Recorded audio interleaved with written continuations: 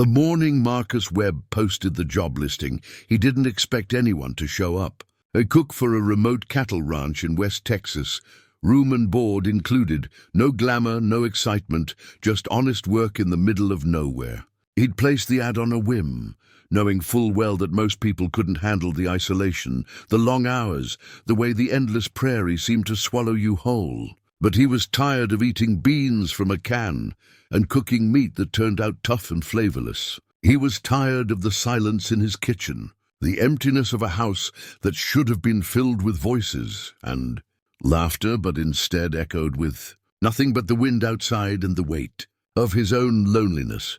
What Marcus didn't expect was the woman who arrived on a dusty Tuesday afternoon in a beat-up sedan held together with prayer and duct tape. What he didn't expect was how she would see past the walls he'd built, the hardness in his face, the way he'd learned to exist without needing anyone. What he didn't expect was that the person he needed most would be someone he initially looked through rather than at. Because sometimes the people who change your life don't arrive looking like heroes. Sometimes they arrive looking broken, scared, and absolutely certain that they have nothing left to lose. Before we jump back in, tell us where you're tuning in from, and if this story touches you, make sure you're subscribed, because tomorrow I've saved something extra special for you. Marcus Webb was 42 years old, and he'd been alone long enough that he'd stopped counting the days. The Copper Ridge Ranch sprawled across 12,000 acres of West Texas scrubland, a place where the earth was the color of rust and the sky stretched so wide it made a man feel small. He'd inherited it from his father 15 years ago, along with a cattle operation that demanded everything and gave back only exhaustion and the satisfaction of work well done. He stood on the porch of his ranch house as the sun climbed over the eastern ridge, painting the landscape in shades of orange and brown. The air was already hot, the kind of heat that told you the day would be brutal. Marcus was used to brutal. He'd built his life around it. Brutal work, brutal honesty, brutal acceptance of the fact that some men were meant to be alone. The house was large but sparse. 3 bedrooms he never used, a living room he barely sat in, a kitchen where he prepared the same basic meals over and over. Eggs and toast for breakfast, sandwiches for lunch, meat and potatoes for dinner. Nothing complicated, nothing that required more skill than he possessed. His ex-wife, Catherine, would have laughed at the state of things. She used to cook elaborate meals, spend hours preparing dishes from recipes she'd collected like other women collected jewelry. But Catherine had left 10 years ago, driven away by the isolation and the sense that she was always competing with the ranch for his attention. She'd been right. The ranch had always won. Marcus wasn't bitter about it. That was what people never understood about men like him. The bitterness implied he felt cheated, that he'd wanted something different. But he'd always known what he was, a rancher through and through, a man whose heart belonged to the land more than to people. Catherine hadn't understood that about him when they married, and she'd learned it slowly, painfully, over 5 years of trying to make him into something he wasn't, when she'd finally left, taking a job in Austin and a new husband within 3 years. Marcus had felt relief more than anything else. She'd be happier without him. She'd found someone who could give her what she needed, and he'd gone back to what he knew. The cattle operation demanded his attention constantly. There were over 2,000 head on the ranch, divided across different pastures, depending on the season and the grass situation. Marcus employed a crew of hands. Good men, mostly, who knew their jobs and didn't ask for more than fair wages and steady work. Cole Henderson had been with him for 8 years, running the day-to-day operations with the kind of quiet competence that made Marcus's life easier. There was Jimmy Ortiz, who could break a horse faster than anyone Marcus had ever seen. And there was David Chen, a newer hand but solid, someone you could depend on when things got difficult. But the ranch house itself, the domestic side of things, that was all Marcus. He cleaned what needed cleaning, which wasn't much. He did laundry, mostly just work clothes that could stand to be dirtier than most people would tolerate. And he cooked after a fashion. Enough to keep himself fed, not enough to take any joy in it. Meals were fuel, nothing more. His days started before dawn and ended well after dark. He'd ride out to check on cattle, move herds between pastures, repair fences, manage water sources, handle the 1,000 small crises that came up on an operation this size. During calving season, he barely slept at all, just catnapped in the saddle between checks on pregnant cows. He'd pulled more than one calf himself, hands deep in blood and mess, all to make sure the animal lived and the mother survived the process. It was brutal work, but it was honest. There was no ambiguity in ranching. You either did the job right or you didn't. The cattle knew the difference. The hands respected him, he thought. They showed up on time, did their work, collected their pay, and didn't complain about the conditions. When there was an accident, and there was always an accident eventually, they handled it with the same stoic acceptance that Marcus did. Last year, Jimmy had gotten thrown from a horse and broken his collarbone. He'd been back to work within 3 weeks, favoring one arm, but present. That was the kind of man Marcus understood. The kind who understood that life didn't owe you comfort, but the solitude, that was something different. That wasn't about toughness or acceptance. That was about the simple fact that Marcus had constructed a life where he didn't have to depend on anyone for anything. He didn't eat with the hands. They had their own bunkhouse, their own kitchen, their own lives separate from his. Cole had a wife and 2 kids in town. Jimmy had a girlfriend he saw on weekends. David lived alone, but spent his free time in Austin, going to concerts and bars and doing whatever young men did when they weren't working. None of them seemed to particularly want Marcus's company, and he didn't want theirs beyond what the work required. The house reflected this perfectly. It was a structure, not a home. Walls and a roof and rooms, but no indication that a real life happened inside it. No photographs on the mantel, no books scattered on tables, no evidence of anyone's personality or interests or dreams, just the bare minimum of furniture, everything arranged for functionality rather than comfort. When Marcus ate, he ate at the kitchen counter, standing up most of the time. When he slept, it was usually in the chair by the window watching the land, his mind never quite settling even when his body was still. He'd gotten used to the quiet. That was the strange part. The silence didn't bother him anymore. He'd learned to think without noise, to work without needing someone to talk to exist in a kind of meditative state where the external world faded away, and there was just the work and the land and the steady rhythm of his own breathing.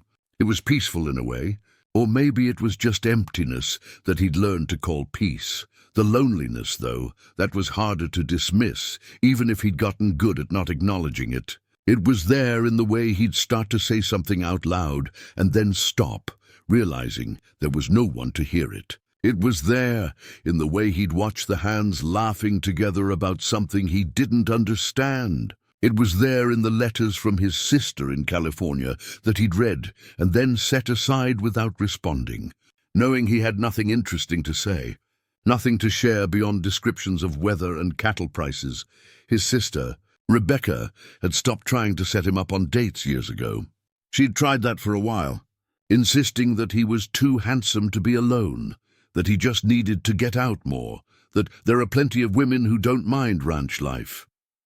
But Marcus had politely declined every invitation, and eventually Rebecca had given up. She had her own life, her own family, and Marcus respected her enough not to burden her with his reality. They loved each other, but they were the kind of siblings who stayed connected through obligation more than genuine closeness. They were too different now, shaped by different choices and different geographies.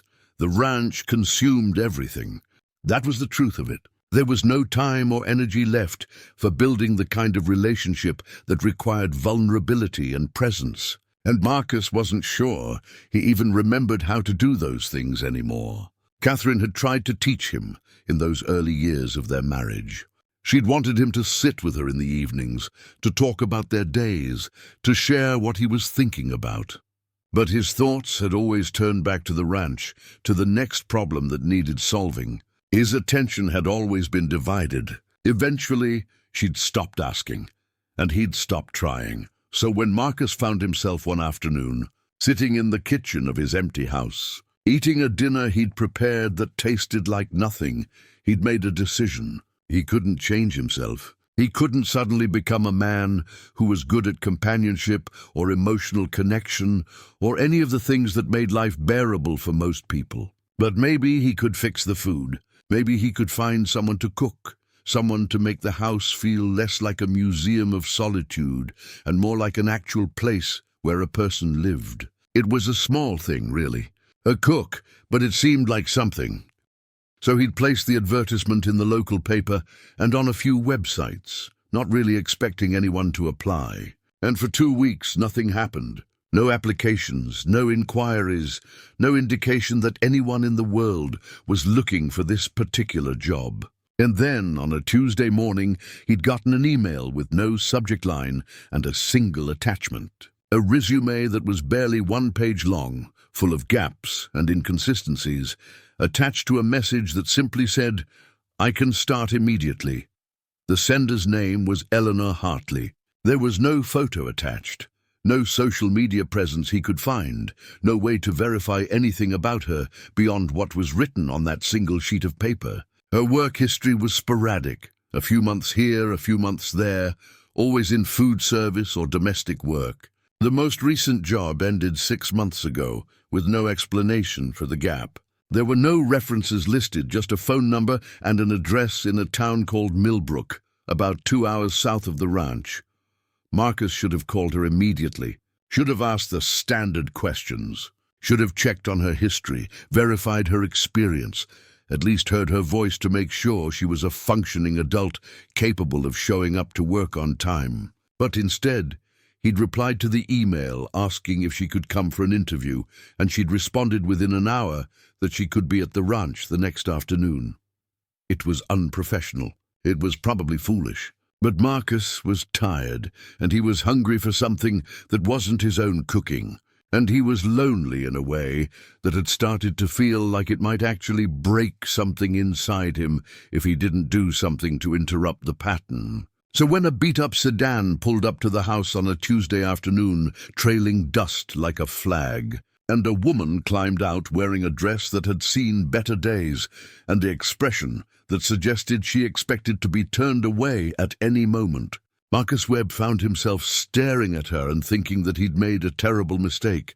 She was not what he'd expected. Not that he'd had clear expectations, but there was something about her that immediately set his teeth on edge. She was probably somewhere in her mid to late 30s, though it was hard to tell because her face had a worn quality, like she'd spent years carrying something heavy. Her hair was a nondescript brown pulled back in a practical bun.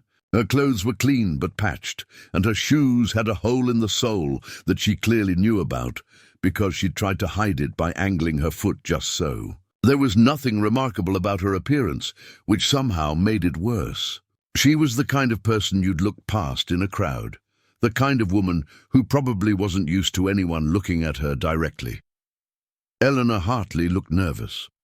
She climbed the porch steps carefully, as if the wood might give way beneath her feet, and knocked on the doorframe, even though Marcus was already standing there. When he opened the door wider, she took a small step back, and he realized she was genuinely uncertain whether he was going to let her inside.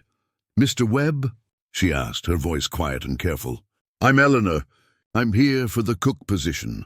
And Marcus, who had built his life around solitude and self-reliance and the absolute certainty that he didn't need anyone, heard himself say, "Come in. Let me show you the kitchen." Preparing and narrating this story took us a lot of time, so if you are enjoying it, subscribe to our channel. It means a lot to us. Now back to the story. Eleanor Hartley had not expected the kitchen to be so bare. She stood in the doorway, taking in the space with the practiced eye of someone who'd worked in dozens of kitchens over the years. The appliances were serviceable but dated. A gas stove from the 1980s, a refrigerator that hummed with the kind of resigned efficiency that suggested it was running on borrowed time. The counters were clean, almost obsessively so, with nothing on them except a dish rack and a single cutting board. The cabinets, when she opened them at Marcus's silent gesture, were organized with military precision. Canned beans in one section, pasta in another, Rice, oats, flour in labeled containers. Everything accounted for, everything in its place. Nothing wasted. It was the kitchen of a man who saw cooking as a chore rather than a craft.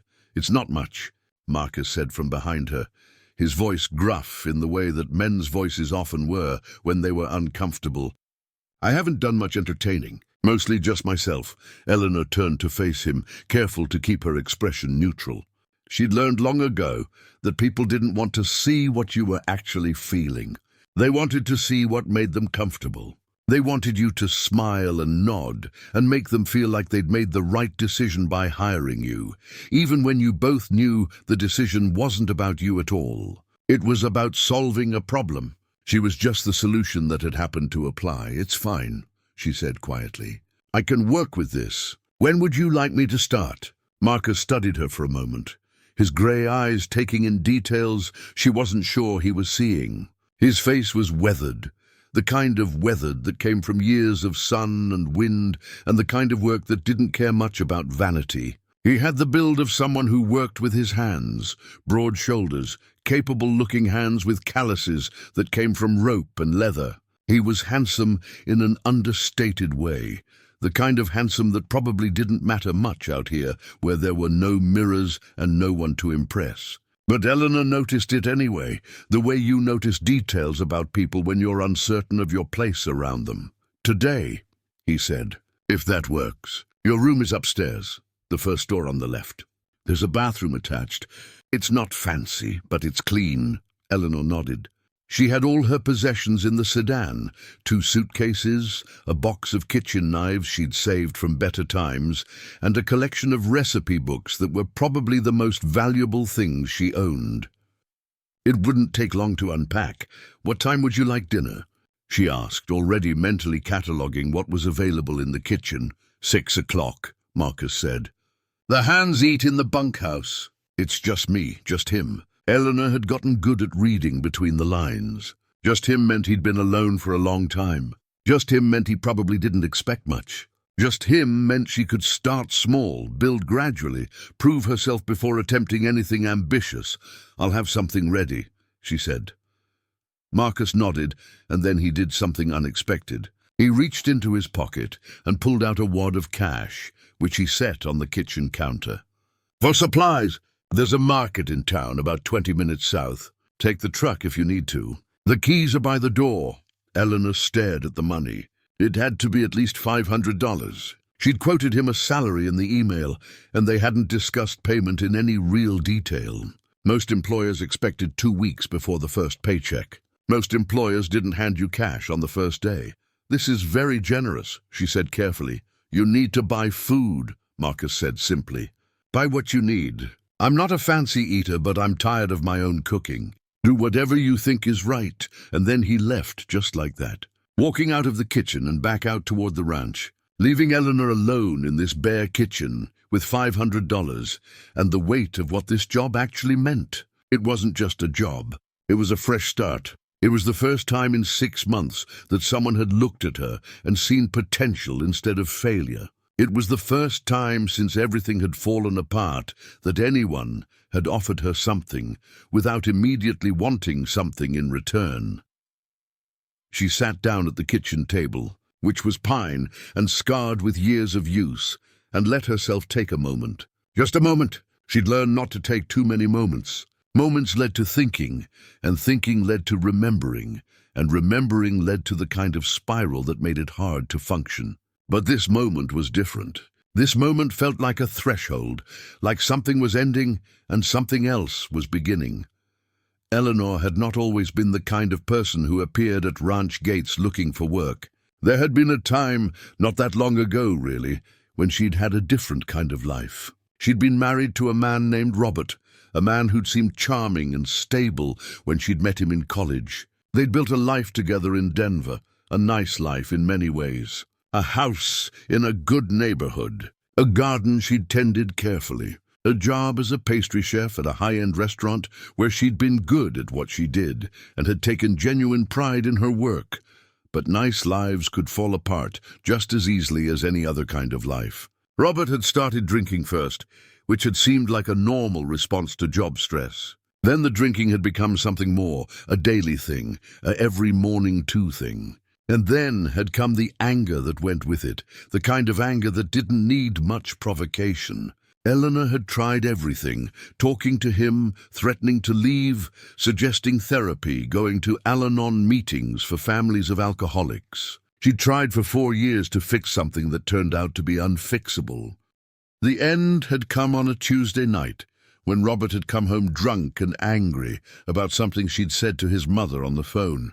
He'd pushed her, and she'd fallen, and she'd hit her head on the corner of the kitchen counter hard enough to need 7 stitches. When she'd gone to the hospital, the nurse had asked gentle questions, and Eleanor had lied, because that's what you did when the person who hurt you was the person you'd promised to spend your life with. You protected them, even when they didn't deserve protecting, but Robert had been arrested anyway, because the hospital had called the police. And even though Eleanor had tried to recant her statement, the evidence was there. The bruises, the injury, the pattern of incidents that Eleanor had never formally reported, but that her medical records showed she'd come in for multiple times.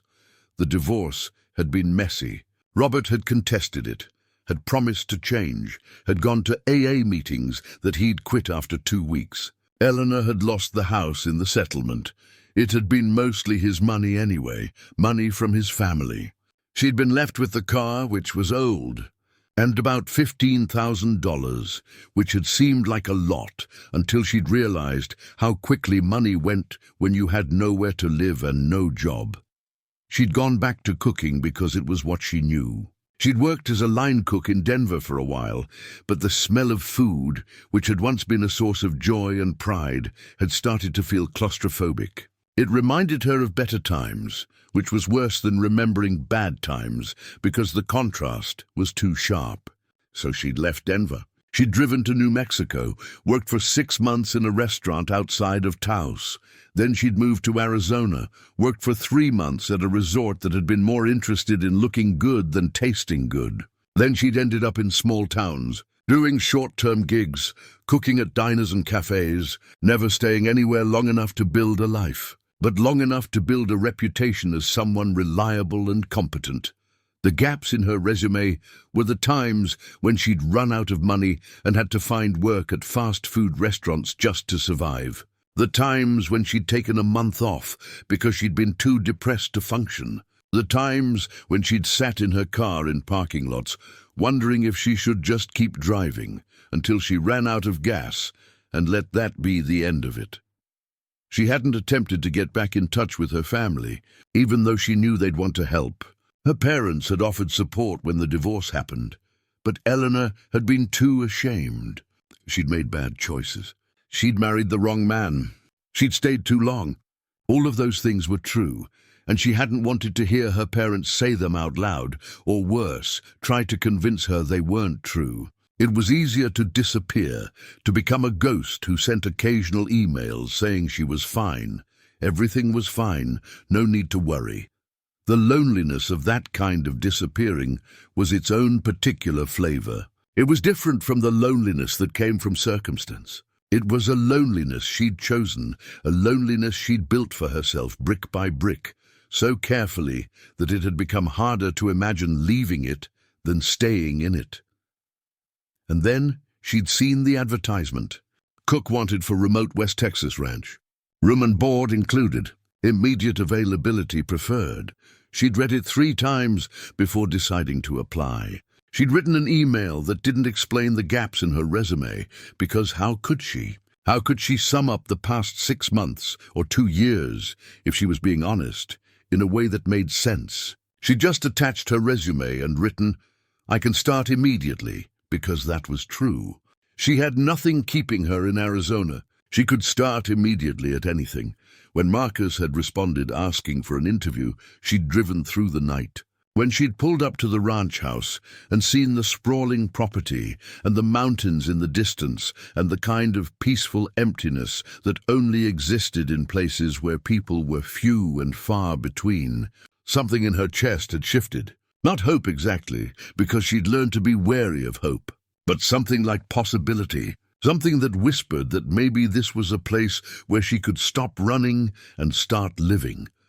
Now, sitting at this kitchen table with Marcus Webb's money in front of her and a job that asked nothing of her except that she cook, Eleanor allowed herself to think that maybe, just maybe, this could work. She spent the afternoon unpacking her things in the small but clean bedroom that was now hers. There was a bed with a quilt, a dresser with a mirror, and Eleanor was careful not to look at herself in that mirror, because looking at herself had become something she preferred to avoid. A small desk and a window that looked out over the western edge of the property toward a line of trees in the distance. It was more than she'd had in 6 months. It was more than she'd expected. By 4 o'clock, she was back in the kitchen planning the evening meal. She had $500 to work with and access to a truck and a market. She decided to start simple but good. A beef stew with root vegetables, crusty bread, something to show that she could make food that was more than just fuel, but not so fancy that it would make Marcus uncomfortable. She wanted to prove herself gradually, not jump in with something that might seem like she was trying too hard. The market was full of good ingredients. She bought beef chuck, potatoes, carrots, onions, garlic, fresh herbs. She bought flour for the bread. She bought eggs, butter, milk, the basics that would let her build a repertoire through the week. She bought canned tomatoes, beans, spices. By the time she was done, she'd spent about $80, which left her plenty for future trips. Back at the ranch, she started on the stew by 3 o'clock. She seared the beef until it was brown on all sides, then caramelized the onions and garlic in the same pot. She added tomato paste, beef stock, fresh thyme, and bay leaves. She covered it and let it simmer while she started on the bread dough. She was mixing the flour and salt and yeast when Marcus appeared in the kitchen doorway, and Eleanor realized she'd been so focused on her work that she hadn't heard him come in. "It smells good," he said, and there was something in his voice that suggested this was perhaps the first time in a very long time that he'd said those words about food made in this kitchen. "Beef stew," Eleanor said, keeping her voice steady, "and fresh bread. It should be ready in about an hour." "I didn't expect you to go to so much trouble on the first day." Eleanor turned to face him. "It's not trouble," she said. "It's the job." Marcus nodded, and then he did something that surprised her. He pulled out one of the kitchen chairs and sat down at the table, just watching her work.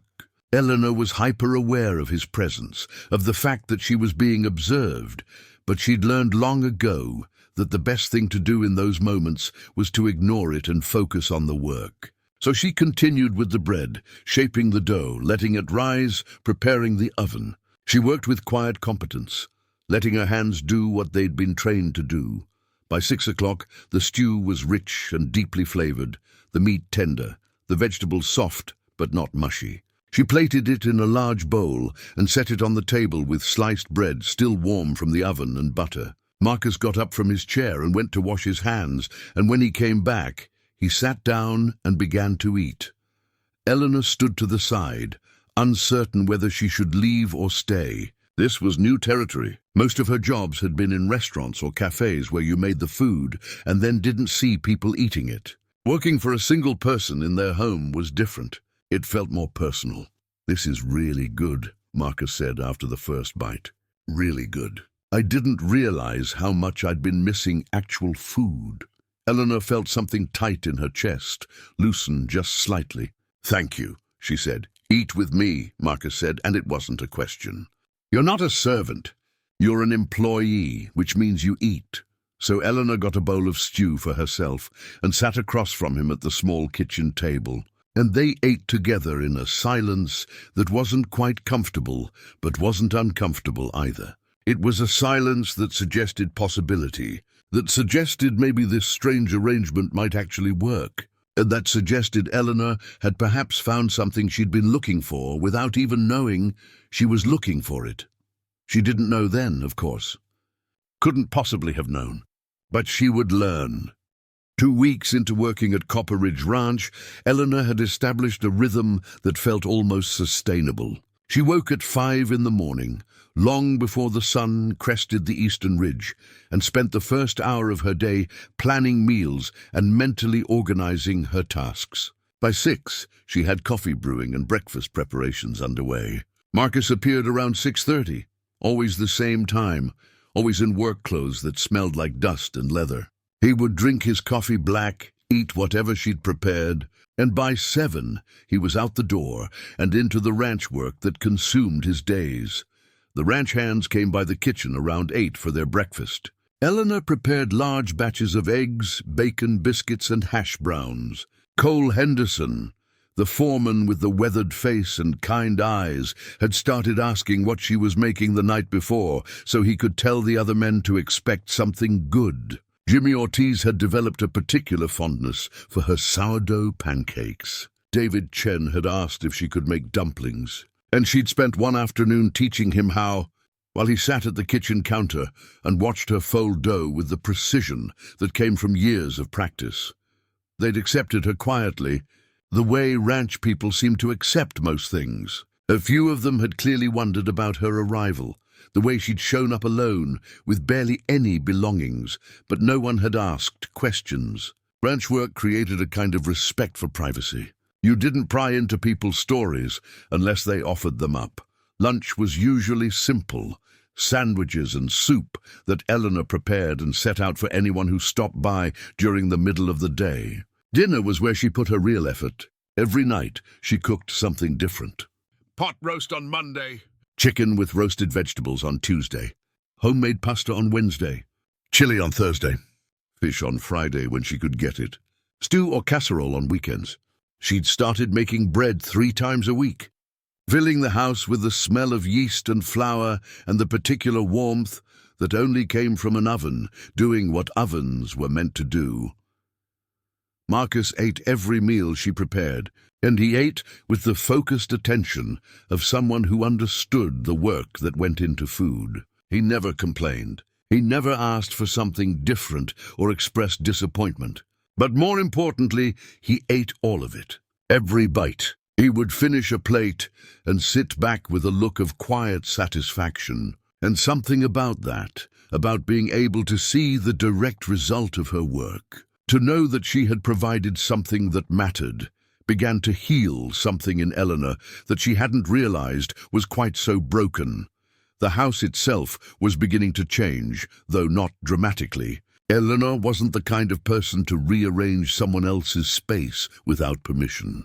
But she'd asked if she could put flowers on the kitchen table, and Marcus had said yes. She'd asked if she could clean the living room more thoroughly, and he'd said yes to that too. Gradually, the house was becoming less like a museum and more like a place where a person actually lived. There were still gaps, whole rooms that remained untouched, but the common spaces were beginning to feel inhabited. On the 3rd Friday, Eleanor was preparing dinner when Marcus came in earlier than usual. It was only 4 o'clock, which meant something had happened that had pulled him away from the ranch work. "Everything all right?"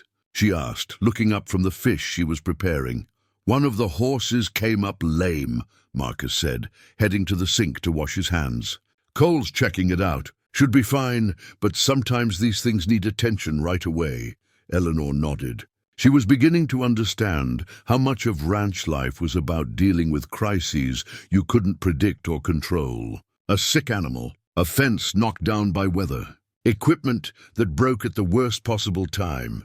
It was a life of constant problem-solving, and she had new respect for what that did to a person over time. "I made fish," she said. "Halibut with lemon and herbs. But if you need something faster—" "No, that sounds perfect," Marcus said. "I've got a few minutes." He pulled out a chair at the kitchen table, and Eleanor realized this was becoming their ritual. He would come in before dinner, and she would work while he sat nearby. They didn't talk much. There was rarely anything that needed saying, but there was a companionship in the silence, a sense of ease that Eleanor hadn't felt in years. She'd forgotten what it was like to be around someone and not feel the constant pressure to perform, to be interesting, to be anything other than exactly what she was. "How are you settling in?" Marcus asked as Eleanor adjusted the oven temperature. "Is the room comfortable?" Very comfortable, Eleanor said. Thank you for asking. If you need anything, anything at all, you let me know. I want you to be happy here. Eleanor paused, her hand on the oven door. She wasn't used to people asking about her comfort. She wasn't used to people caring whether she was happy. For so long, happiness had felt like a luxury she didn't deserve, something other people had, but that wasn't really available to her. I'm very happy, she said quietly. This is the first job in a long time where I feel like I'm doing something that matters. Marcus was quiet for a moment. You do more than just cook, you know. You've changed the feel of this house. Changed the feel of the whole place, really. The men are different when you're around. More relaxed. More like they actually enjoy being here instead of just tolerating it. Eleanor didn't know what to say to that. She focused on her work, on preparing the fish, on the precise movements that had become second nature. But she felt something shift inside her chest. Some part of her that had been cold and contracted, beginning to unfold just slightly. That weekend, Eleanor took the truck into town for supplies and found herself stopping at a thrift store she'd passed several times but never entered. She wandered through the shelves, looking at second-hand books and kitchen items and things that people had no use for anymore. She found a vase, simple blue ceramic, the kind of thing that had probably come from someone's grandmother's house. She bought it for $2, and on Sunday morning, she arranged flowers in it and placed it on the kitchen table. Marcus saw it when he came in for breakfast, and he stopped, really stopped, looking at the vase for a long moment. It's nice, he said finally. Really nice. Eleanor didn't explain that she'd bought it because the empty kitchen had been beginning to feel less empty, and she wanted something to mark that change. She didn't explain that having flowers on the table made her feel like she was building something real, not just passing through. She just smiled and went back to flipping the pancakes she'd made. By the fourth week, Eleanor had settled into a role that extended beyond just cooking. She started keeping the house cleaner, not obsessively, but with a kind of care that made the space feel maintained rather than abandoned.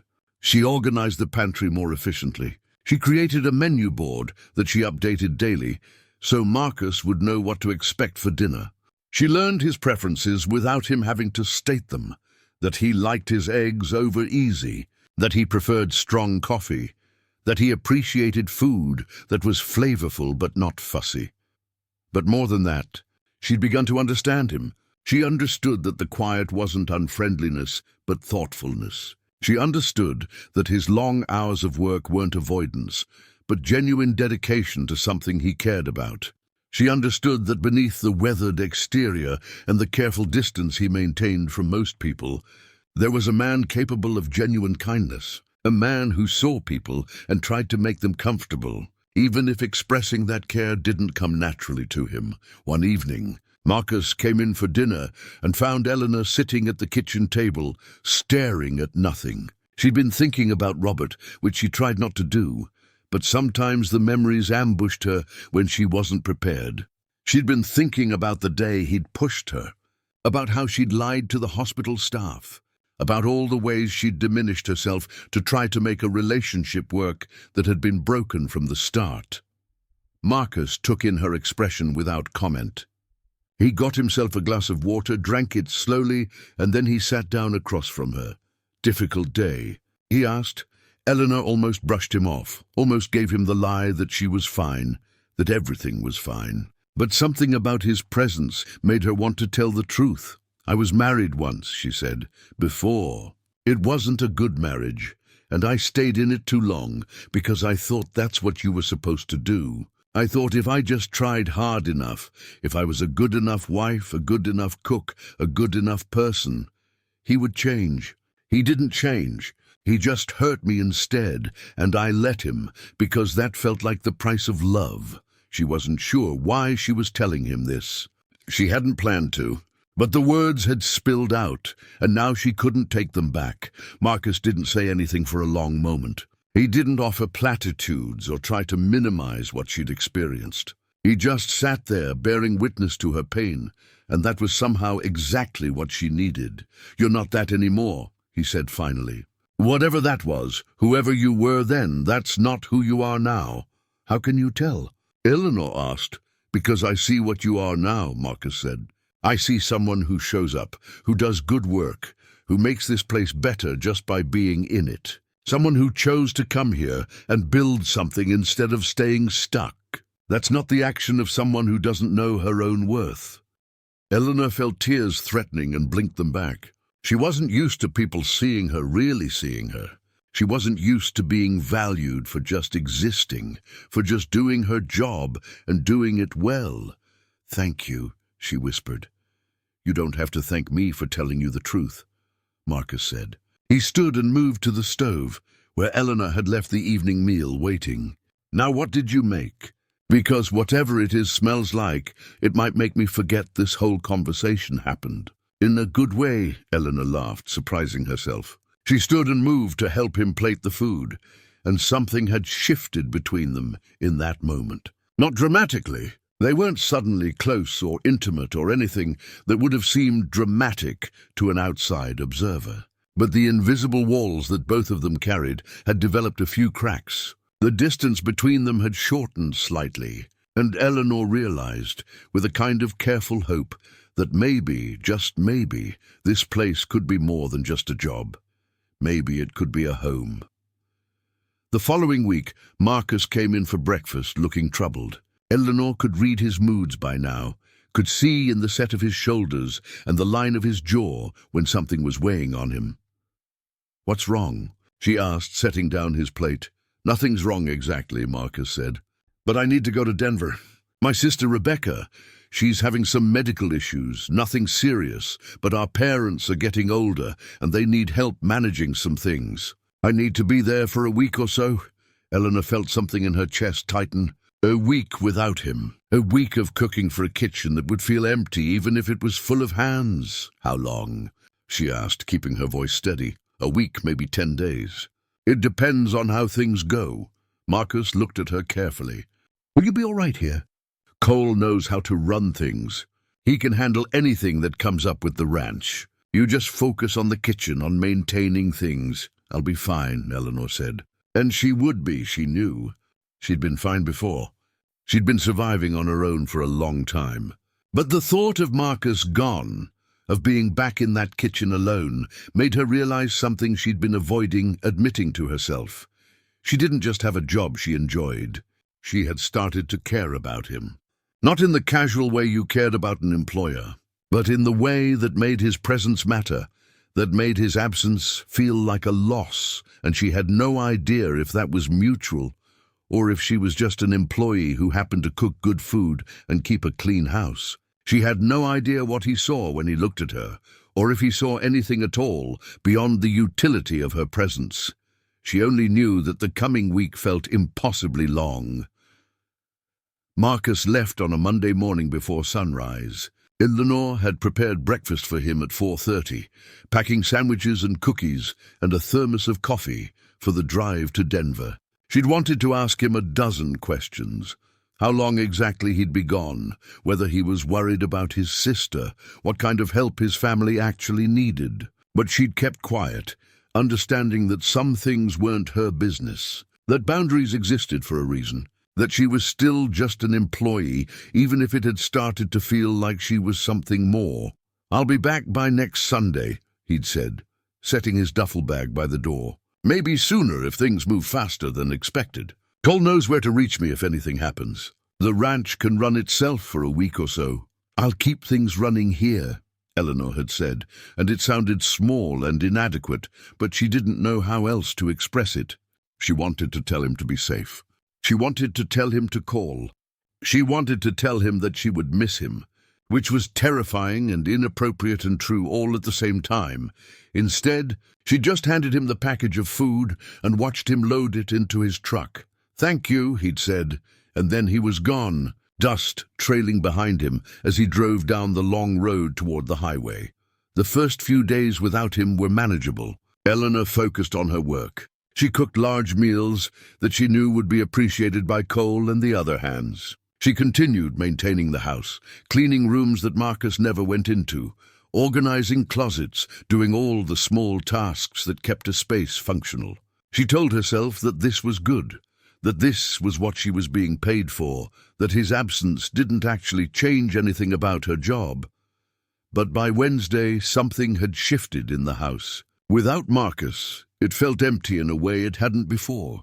The kitchen, which had become a space of purpose and connection, now felt too large. Eleanor would find herself cooking elaborate meals and then sitting alone at the table, eating mechanically, tasting nothing.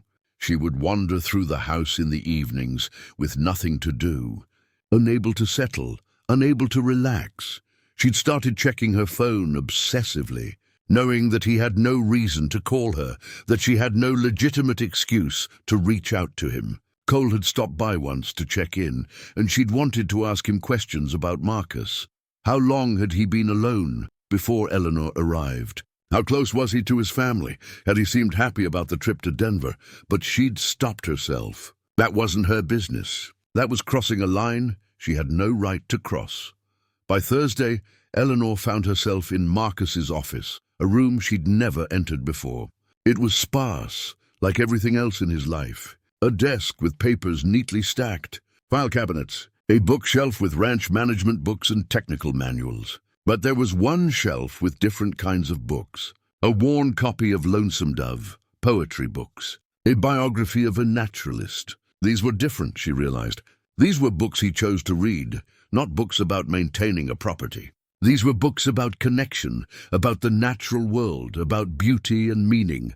On the desk, there was a photograph in a frame. Eleanor picked it up carefully, knowing she shouldn't be here, knowing she was invading his privacy, but unable to stop herself. It was Marcus, maybe 30 years old, with a woman who had his eyes. His sister, probably.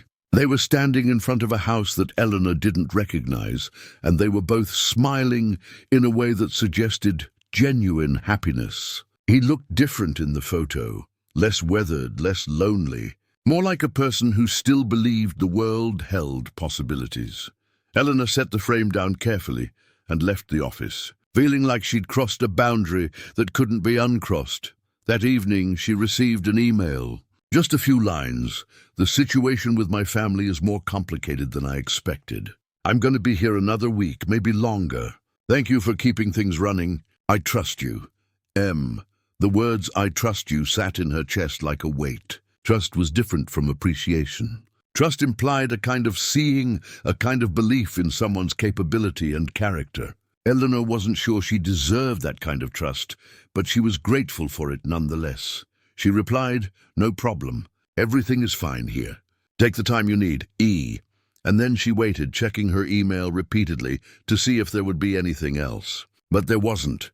Just those few lines, and the implication that they were enough. By day 9 of Marcus's absence, Eleanor had reorganized the entire kitchen twice. She'd deep-cleaned the oven.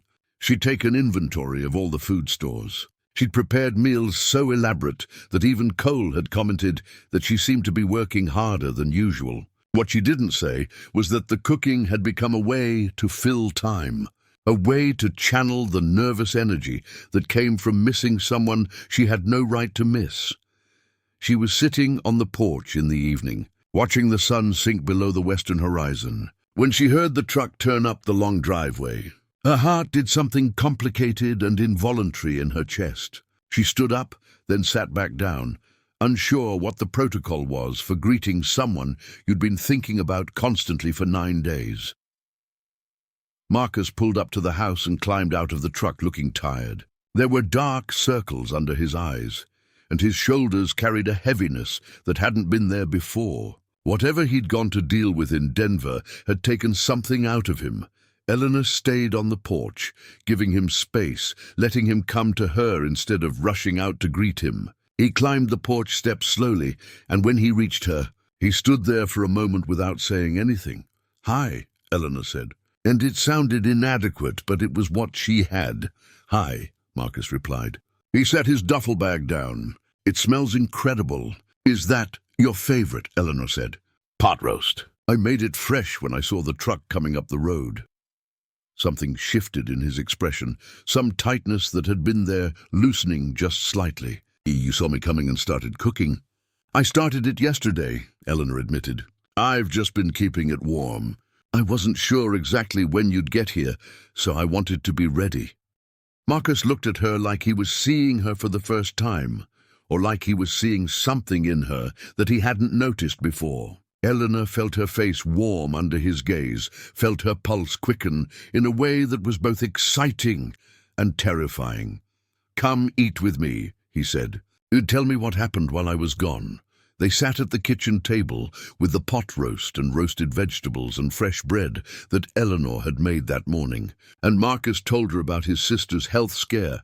Nothing serious, but serious enough to remind the family that they weren't as young as they used to be. That time was limited and should be spent carefully. He talked about his parents aging, about the complicated dynamics of family, about the guilt he felt for not being there more often.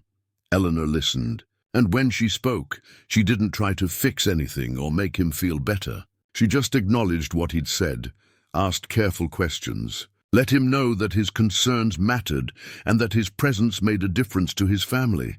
"My mother asked about you," Marcus said suddenly. Eleanor froze mid-bite. "About me?" "She asked who was cooking for me, how I'd managed to hire someone who could actually cook. I told her about you. I told her how you showed up, how you've changed things here, how the ranch feels different now." "How I feel different?" Eleanor set her fork down carefully. "What did you tell her about me?"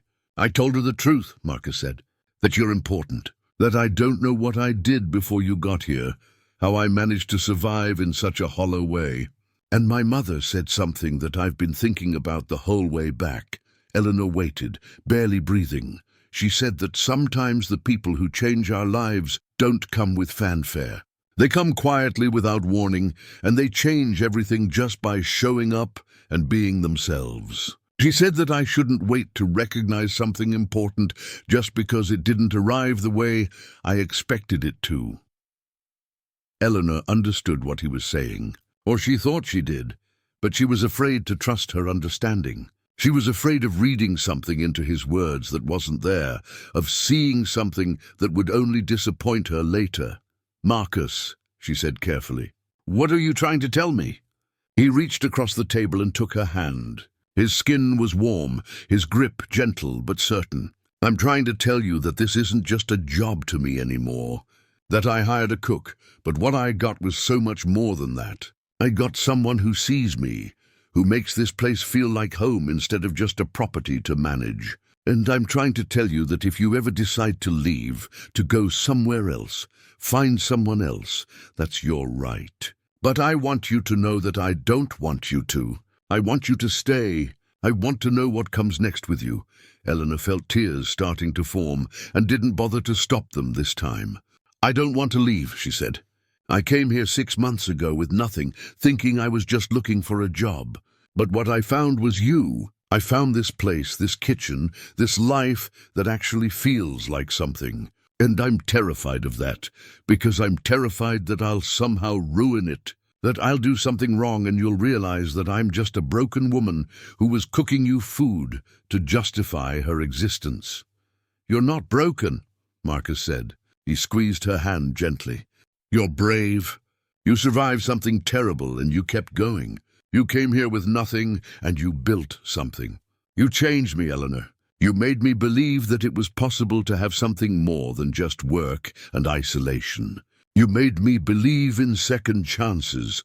They didn't kiss that night, though Eleanor thought maybe they would have if she'd known how. Instead, they sat at the kitchen table long after the food had grown cold, holding hands across the scarred pine surface, talking about nothing in particular and everything that mattered. Marcus told her about growing up on the ranch, about his father, about why he'd never been able to leave, even when he'd wanted to. Eleanor told him about her childhood, about her parents, about the dreams she'd abandoned when she'd married Robert.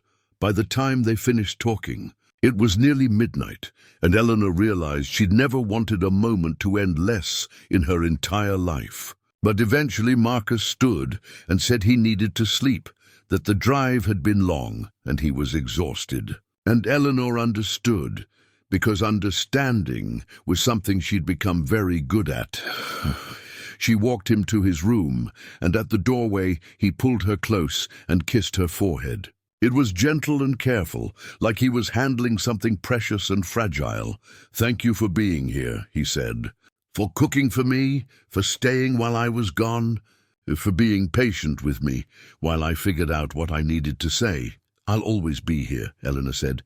And she meant it in a way that went beyond just the job, beyond just the moment. She meant it as a promise, a commitment, a choosing of this life and this person and this place. Marcus pulled back and looked at her, really looked at her, and Eleanor realized that this was what she'd been looking for the entire time. Not validation or acceptance or even love, though that mattered too. What she'd been looking for was to be seen, to be recognized as worthy of someone's time and attention and care. To be chosen, not because she was useful or because she filled a need, but because she mattered. "Good," Marcus said softly, "because I'm not going anywhere either. And I want to see where this goes with you." The weeks following Marcus's return from Denver were marked by a kind of careful tenderness that neither of them had quite expected. They moved through each day aware of something new between them, something that hadn't been there before but felt like it had always been waiting to exist. Marcus would come in for meals and find Eleanor already there, and there would be that moment, the moment when their eyes met, and they both acknowledged that something was different now. She wasn't just the cook anymore. He wasn't just the employer.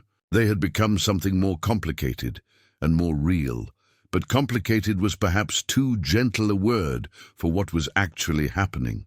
Because, as Eleanor settled more deeply into her life at the ranch, and as Marcus allowed himself to believe that this connection might actually last, questions began to surface. Questions neither of them had quite voiced yet, but that hung in the air between them like weather moving in.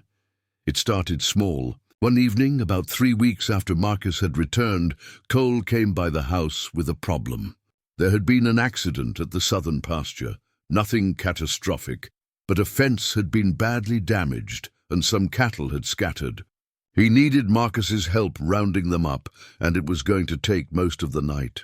Marcus had apologized to Eleanor, explaining that he wouldn't be there for dinner, that he didn't know when he'd be back. Eleanor had assured him it was fine, that she understood, that ranch emergencies came first, and she'd meant it. But as she'd sat alone in the kitchen that evening, preparing food for hands who would likely be too busy to eat it, she'd felt something shift, a recognition of just how incompletely she understood this life, how much of Marcus existed outside of the kitchen, how the ranch would always be his first priority. It wasn't a jealous feeling exactly. It was more a sobering moment of clarity.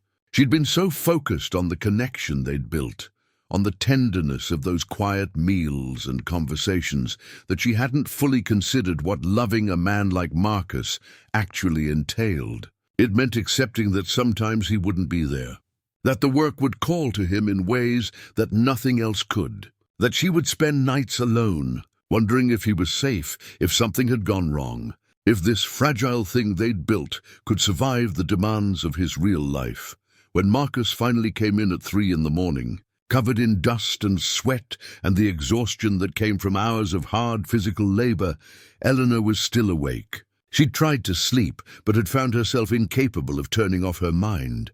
She'd gotten up and made coffee, and she was sitting at the kitchen table in the darkness when he appeared. "You should be asleep," Marcus said. Concern evident in his voice. "I was worried," Eleanor admitted. "I didn't know if you were okay." Marcus came over and pulled her up from the chair, wrapping her in an embrace that she sank into gratefully. "I'm fine. Everything's fine. Just takes time when cattle get loose. We got them all back in, and Cole's reinforcing the fence tomorrow. It's handled." Eleanor held onto him, needing the reassurance of his presence, of his physicality, of the fact that he was here and real. "I know it's fine," she said. I realized I don't actually know how to do this. How to be with someone whose work comes first. How to accept that sometimes I won't know where you are or when you'll be back." Marcus pulled back just enough to look at her. "Is that a deal breaker?" he asked quietly. "I don't think so," Eleanor said. "But it's scary, because I finally have something good, and the thought of losing it is terrifying." And the work might take you away, but what if you get hurt? What if something goes wrong? That's a fair fear, Marcus said.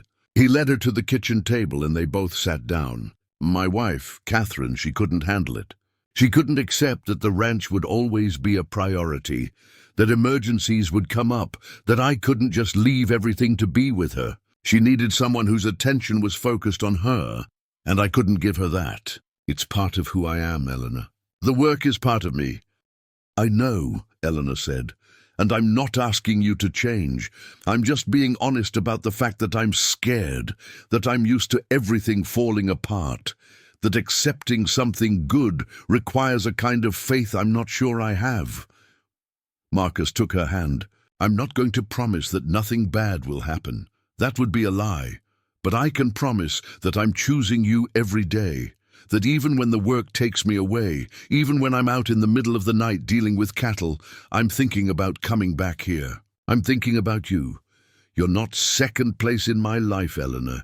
You're just not the only thing in my life, and I need to know that you can accept that. Eleanor sat with that for a long moment. She thought about Robert, about how he'd demanded to be the center of everything, how any attention she gave to anything else had been interpreted as a betrayal. She thought about how different Marcus was, how he was asking her to accept his priorities, while simultaneously making clear that she mattered within them. I can accept that, she said finally. But I need to ask you something. Why me? I'm not particularly beautiful. I'm not young. I have a lot of baggage. You could find someone without all my damage, someone who wouldn't come with questions and fears and a history that probably makes you uncomfortable. Marcus was quiet for a long moment. Come with me, he said. He led her through the dark house to the office she'd snooped through weeks ago. He turned on a desk lamp, and Eleanor felt a wave of embarrassment at being back in this space, at the violation of privacy she'd committed. But Marcus didn't seem concerned about that. Instead, he pulled out a journal from his desk drawer. I started keeping a journal a few months before you arrived, he said. I was trying to work through some things, trying to understand why I was so unhappy even though I had everything I'd supposedly wanted. Read this. He opened the journal and pointed to an entry dated about 8 months before Eleanor had arrived. Eleanor started reading, and as she did, she felt her eyes begin to burn. The entry was about loneliness, about the hollowness of a life that was full of work, but empty of connection, about the fear that he was becoming a man incapable of genuine human relationship, that his ability to connect with people had atrophied from disuse, about wondering if it was too late to change, if he was fundamentally broken in some way that meant he would spend the rest of his life alone. I was in a dark place, Marcus said quietly. Not suicidal or anything like that, but dark. I couldn't see a way out. I'd built this life that was supposed to be what I wanted, but it felt like a prison. And then you showed up, and you weren't perfect, and you didn't try to be. You came here broken and scared and honest about it, and you started cooking food that tasted like care. You started making this house feel like a place where living actually happened. And slowly, it got better. Eleanor finished reading and looked up at him. You're saying you need me. I'm saying I want you, Marcus corrected. I want you because you see me and you don't ask me to be different. I want you because you know about pain and you haven't let it destroy you. I want you because you're brave enough to be honest about being scared. And yes, maybe I need you too, because you remind me that it's possible to survive terrible things and still find joy on the other side. But that's not the same thing as needing you for your utility or your appearance, or because I can't do better. I want you because of who you are. Eleanor felt something unlock in her chest. She'd spent so long believing that her value was tied to what she could provide for other people. With Robert, it had been about being a good wife, a good cook, a good ornament in his life. With her jobs, it had been about being useful, competent, invisible enough not to make anyone uncomfortable. But Marcus was asking her to just be Eleanor, flawed, scared, wounded, brave Eleanor, and that was worth everything. I want to stay, she said. I want to build something with you, but I need to tell you something too. Marcus waited, his grey eyes steady on hers. I haven't been completely honest about where I came from, Eleanor said. Not entirely. When I first got here, I was in a really dark place. I was thinking about not continuing. I'd gotten to a point where it felt like existing was just too hard. I came here because I had no other options, because I needed somewhere to disappear to. I wasn't thinking about building a life. I was just thinking about surviving another day. Marcus didn't look shocked or horrified. He just continued to hold her hand and listen. But then something changed, Eleanor continued. It was gradual. It was making food and seeing you eat it with satisfaction. It was having a room of my own that I wasn't afraid to fall asleep in. It was people asking if I could make something specifically because they wanted it. It was being seen as capable instead of being invisible. It was you, Marcus. You made me want to keep living. You made me believe that maybe there was something worth staying for. I'm glad you stayed, Marcus said simply. I'm grateful for every day you've been here. And if it helps, I want you to know that I'm not going to disappear on you. I'm not going to hurt you the way Robert did. But I also can't promise that this will always be easy. Relationships between people like us, people who've been broken, sometimes that requires a lot of work, a lot of honest conversation, a lot of choosing each other even when it's hard. I know, Eleanor said, but I think I'm ready for that. I think for the first time in my life I'm actually ready to build something real with someone. Marcus pulled her close and held her, and Eleanor rested her head against his chest, listening to the steady thump of his heart. She was still scared. Probably she would always be scared at some level, but she was no longer running from fear or hiding from it. She was standing in it and choosing to stay anyway. She was choosing Marcus and this ranch and this kitchen and this life that she was building day by day. Over the following weeks, Eleanor began to learn the deeper rhythms of ranch life. She learned which seasons were most demanding, when Marcus would be gone for long stretches dealing with cattle or repairs or weather-related emergencies. She learned to prepare food that traveled well, that could sustain him through long days of physical work. She learned to watch the sky the way he did, to read clouds and wind and understand what was coming, but more importantly, she learned that she was capable of handling his absence, that it didn't destroy her, that she could maintain her own sense of self and purpose even when he wasn't there. She continued cooking, continued maintaining the house, continued building a life that was hers, independent of his presence. And when he was there, they found moments of connection that were deeper, because they'd both learned to appreciate them. They didn't take each other for granted. They didn't assume permanence. They showed up for each other consciously and deliberately, and that made everything more meaningful.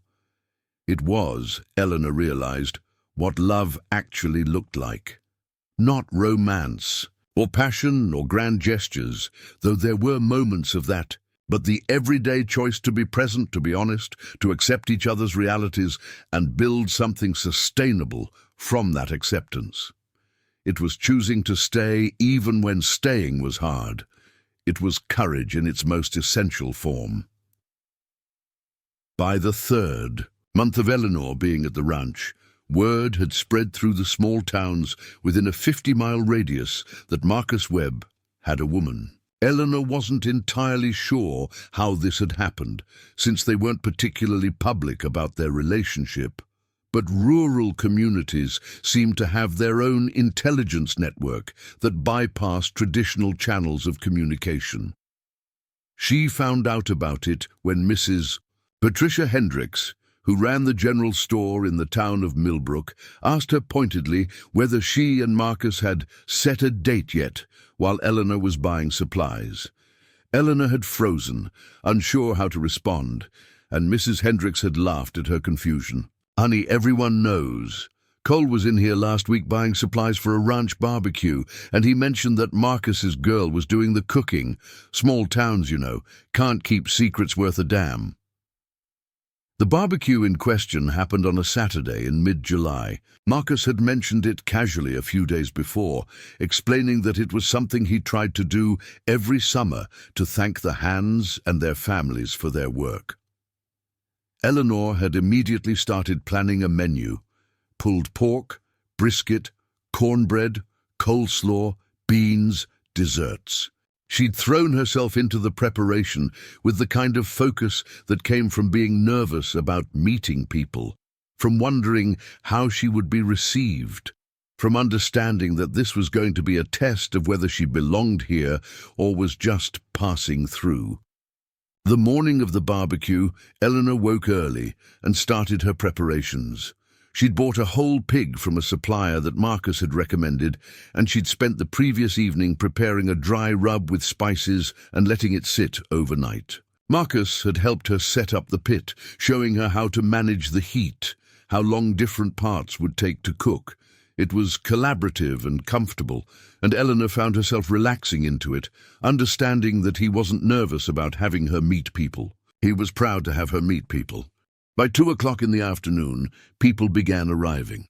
Trucks pulled up to the ranch and families emerged, the ranch hands with their wives and children, neighbors from surrounding properties, friends from town. Eleanor stood in the kitchen, watching through the window as Marcus greeted people, shaking hands, introducing himself to newcomers. He looked different in a social setting, less guarded, more like someone capable of being part of a community. She realized that she'd seen him mostly in isolation, mostly in the context of his work or their private connection. This was a different version of him. Cole's wife, Susan, came into the kitchen with a casserole dish in her hands. She was a warm woman in her late 40s, with laugh lines around her eyes and the capable bearing of someone who'd built a life in difficult circumstances. "I brought potato salad," Susan said, setting the dish on the counter. "Hope that's not redundant with what you're doing." "Not at all," Eleanor said. "The more sides, the better. There's plenty of room to set things up on the tables outside." Susan lingered, studying Eleanor with the kind of direct gaze that suggested she was assessing something. "You're the cook," she said. It wasn't a question. "That's right," Eleanor confirmed, and then added cautiously, "Is that a problem?"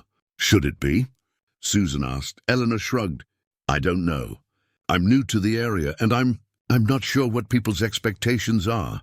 Susan smiled, and it was a genuine smile, warm without being condescending. "People's expectations are that Marcus finds someone who can make him happy. Most folks around here have known him for years, watched him work himself to exhaustion, watched him turn down every woman who showed interest because he was too wrapped up in the ranch. So when Cole mentioned that Marcus had hired a cook and seemed different, people got interested.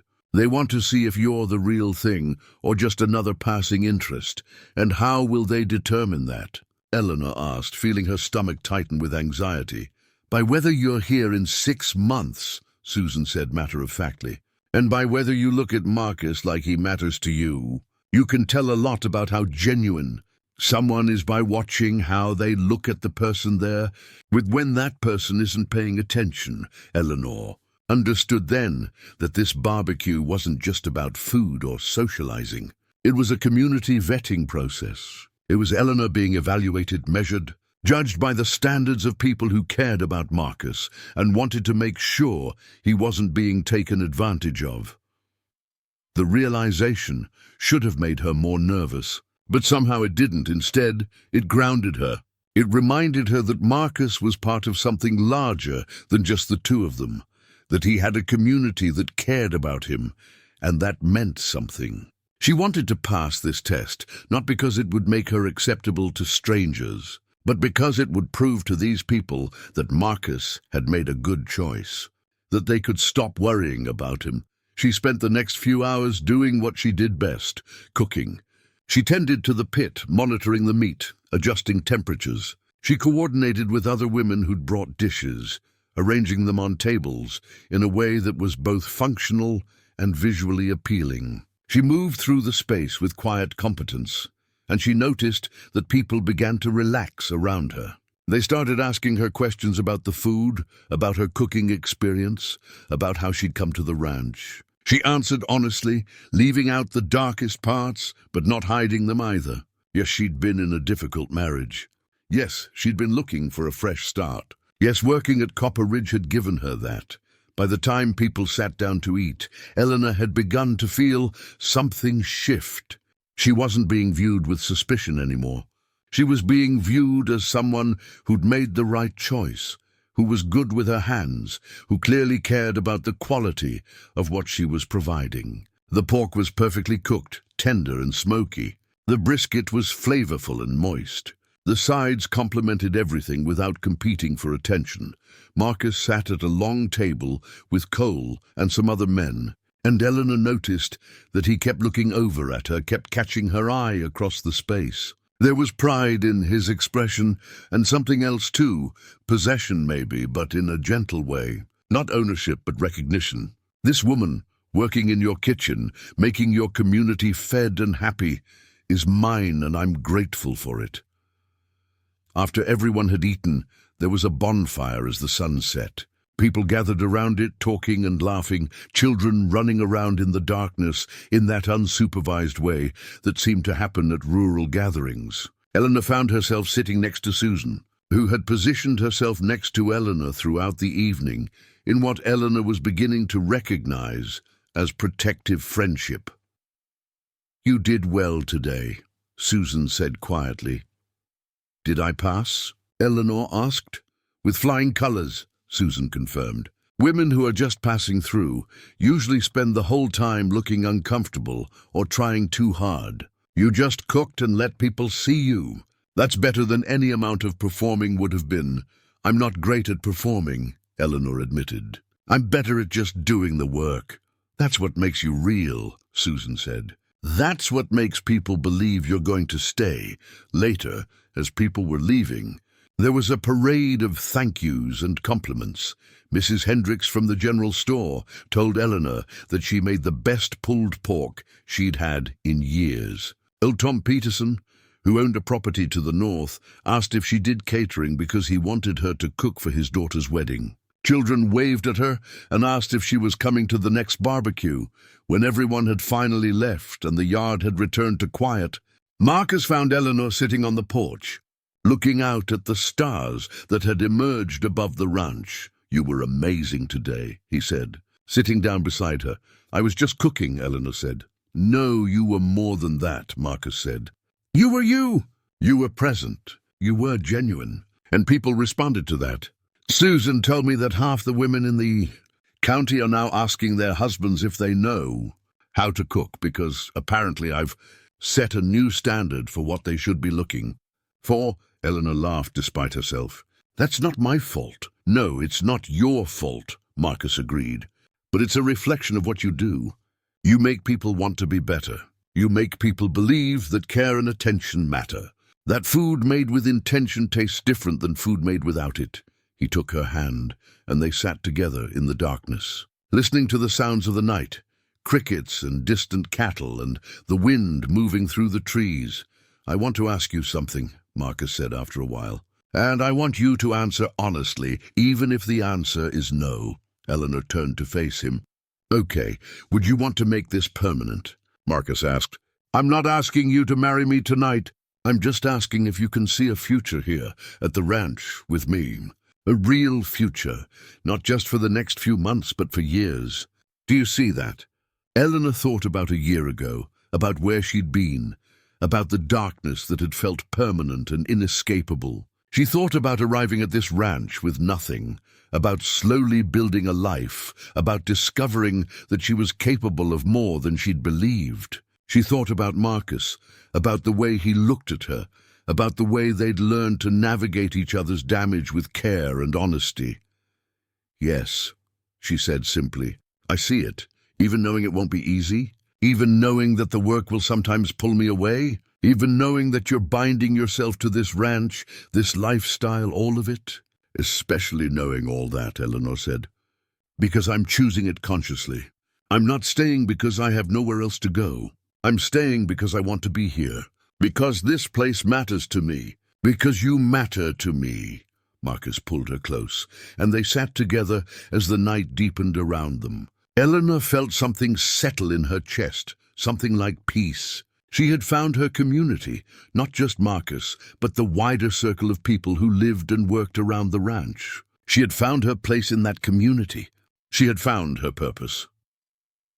Over the following weeks, Eleanor's life continued to expand and deepen. Susan invited her to a book club that met in Millbrook once a month.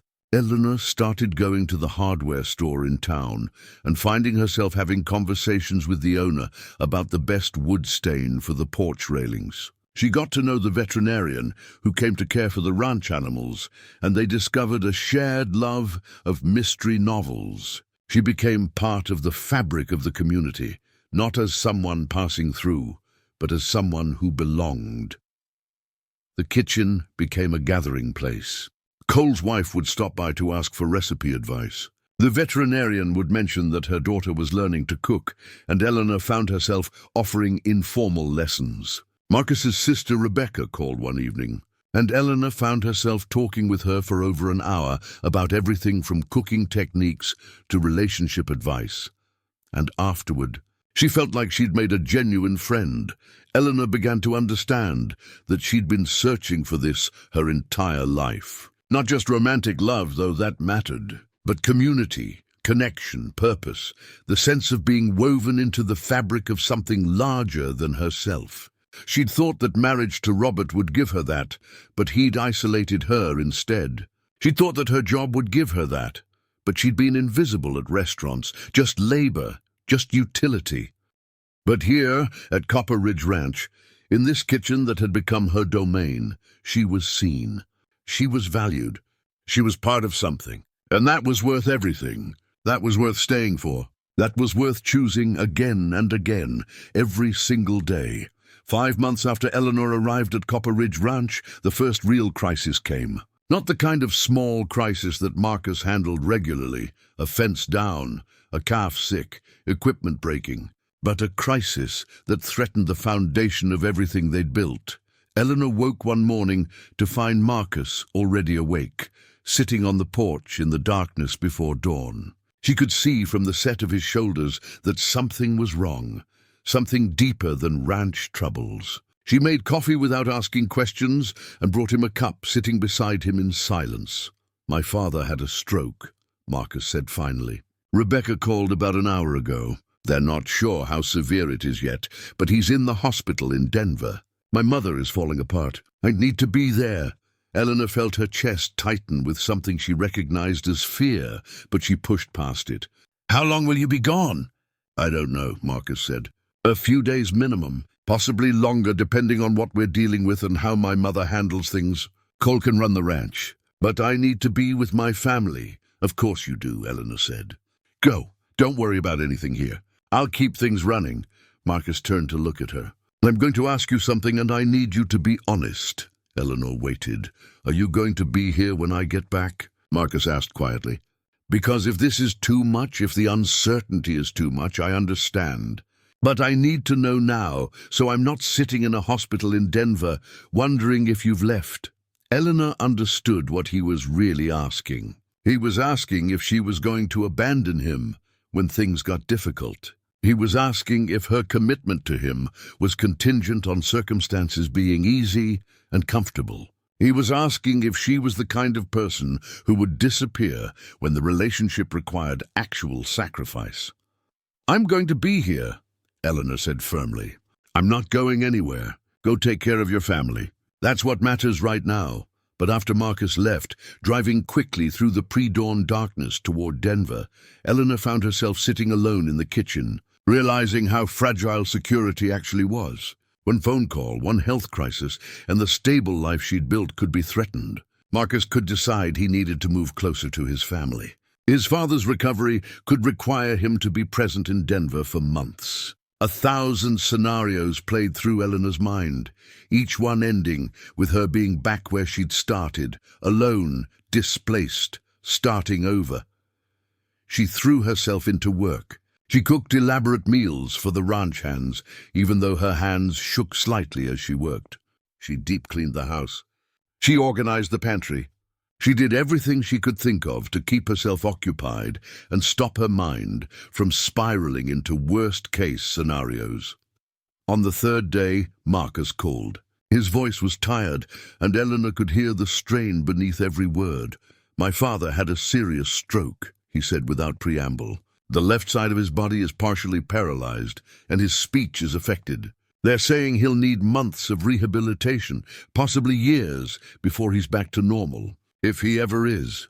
Eleanor listened, understanding the weight of what he was saying. Marcus's father, the man who'd built the ranch, who'd shaped Marcus into who he was now dependent and vulnerable. "What does that mean for you?" Eleanor asked carefully. "It means I need to help my mother figure out how to manage things. It means I might need to spend more time in Denver over the next few months. It means—" Marcus trailed off. "It means everything just got a lot more complicated, Marcus," Eleanor said gently. "I need you to tell me directly. Are you coming back to the ranch?" "Yes," he said immediately. "Yes, I'm coming back to you. But things are going to be different. I'm going to have to divide my attention. I'm going to have to make some hard choices about what I can commit to." Eleanor felt something tight in her chest ease slightly. He was coming back. He was choosing to come back. That was something. "We'll figure it out," she said. "When will you be home?" "Tomorrow evening," Marcus said. "I need to get back, even if just for a few days. I need to see you and the ranch and remember what I'm fighting for." When Marcus came back, he looked like he'd aged 10 years in the 4 days he'd been gone. He was gaunt and exhausted, and his eyes held a kind of pain that Eleanor recognized from her own experience with trauma. He came straight to the kitchen, where Eleanor was preparing dinner, and without a word, he pulled her close and held her like she was the only solid thing in a world that had suddenly become unstable. "I'm sorry," he said into her hair. "I'm sorry for all of this. I'm sorry that I can't promise stability.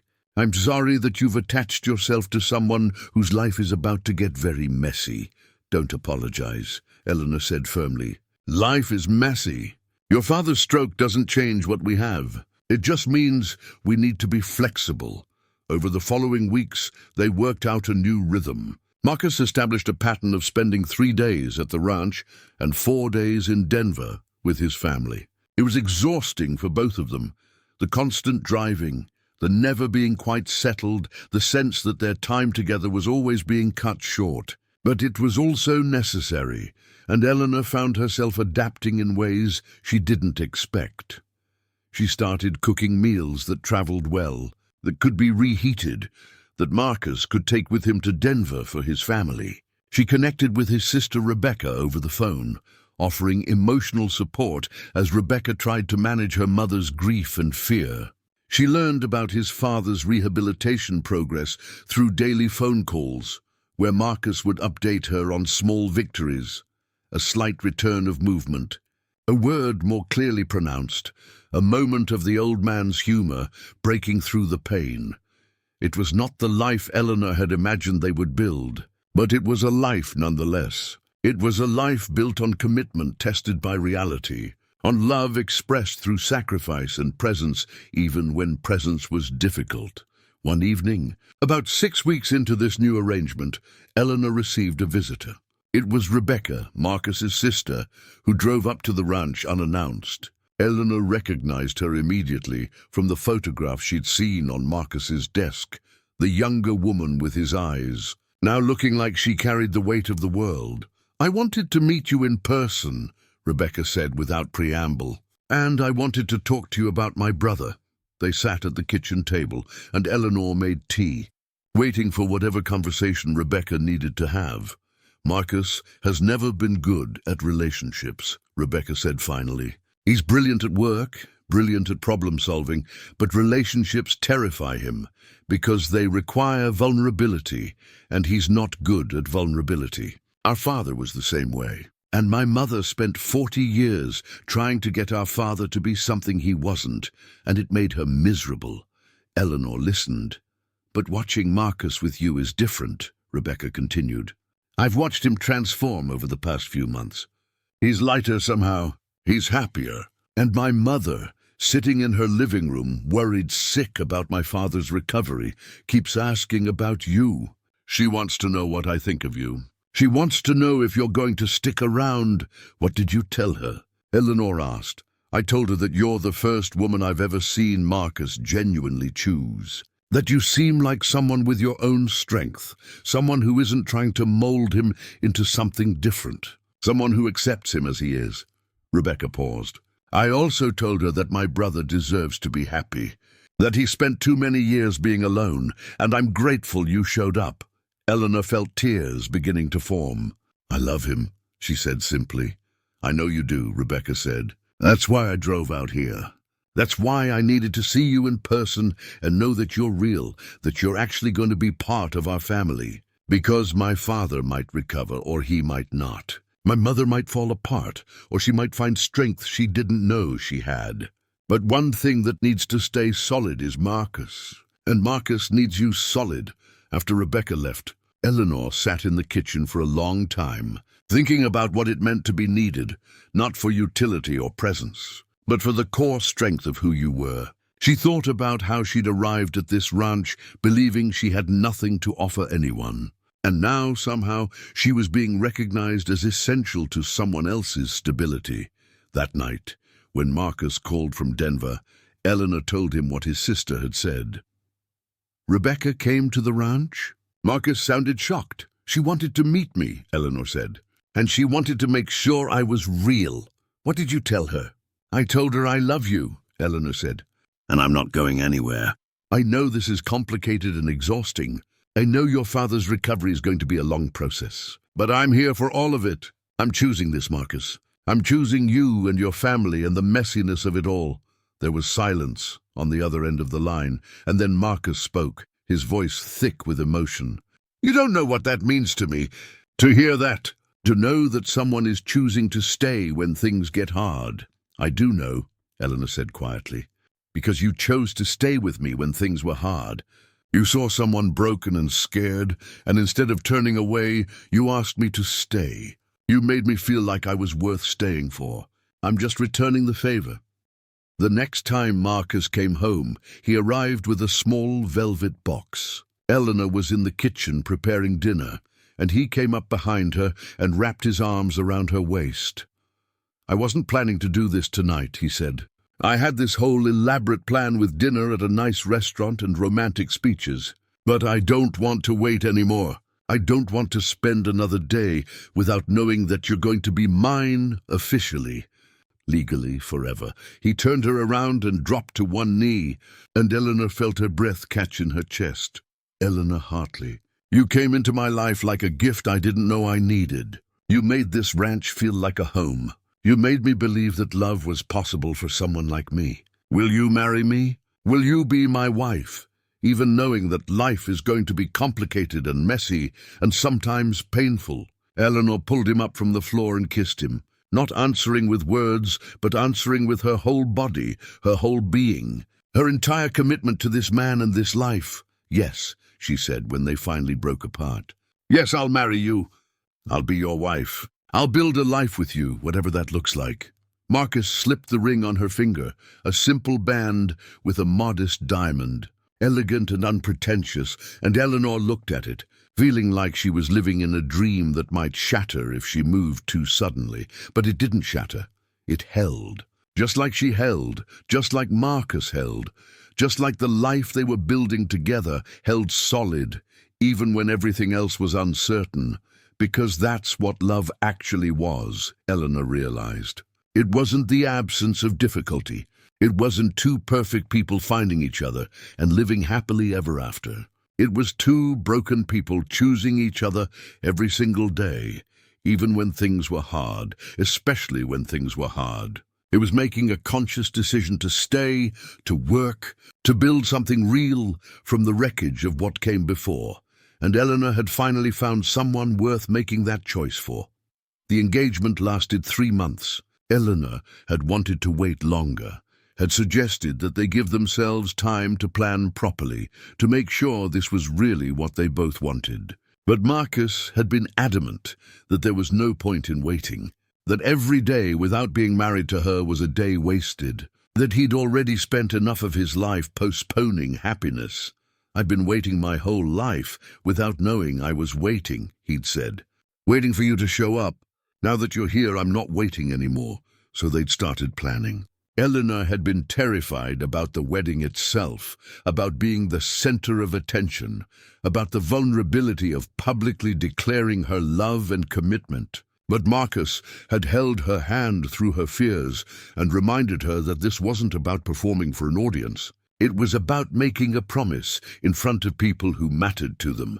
The wedding was scheduled for late October, giving them 3 months to organize. It would be small, about 70 people held at the ranch. Eleanor wanted it there, wanted to be married in the place where her life had been rebuilt, where she'd learned what it meant to be seen and valued. Susan had immediately volunteered to help with planning. She'd brought her daughter-in-law, Karen, who apparently had some talent for event coordination, and together they'd formed what Eleanor thought of as her wedding planning team. They met in the kitchen of the ranch house, surrounded by magazines and fabric samples and lists written in careful script. "First question," Susan said, settling into a chair with coffee. "What do you want people to feel when they're at your wedding?" Eleanor had to think about that.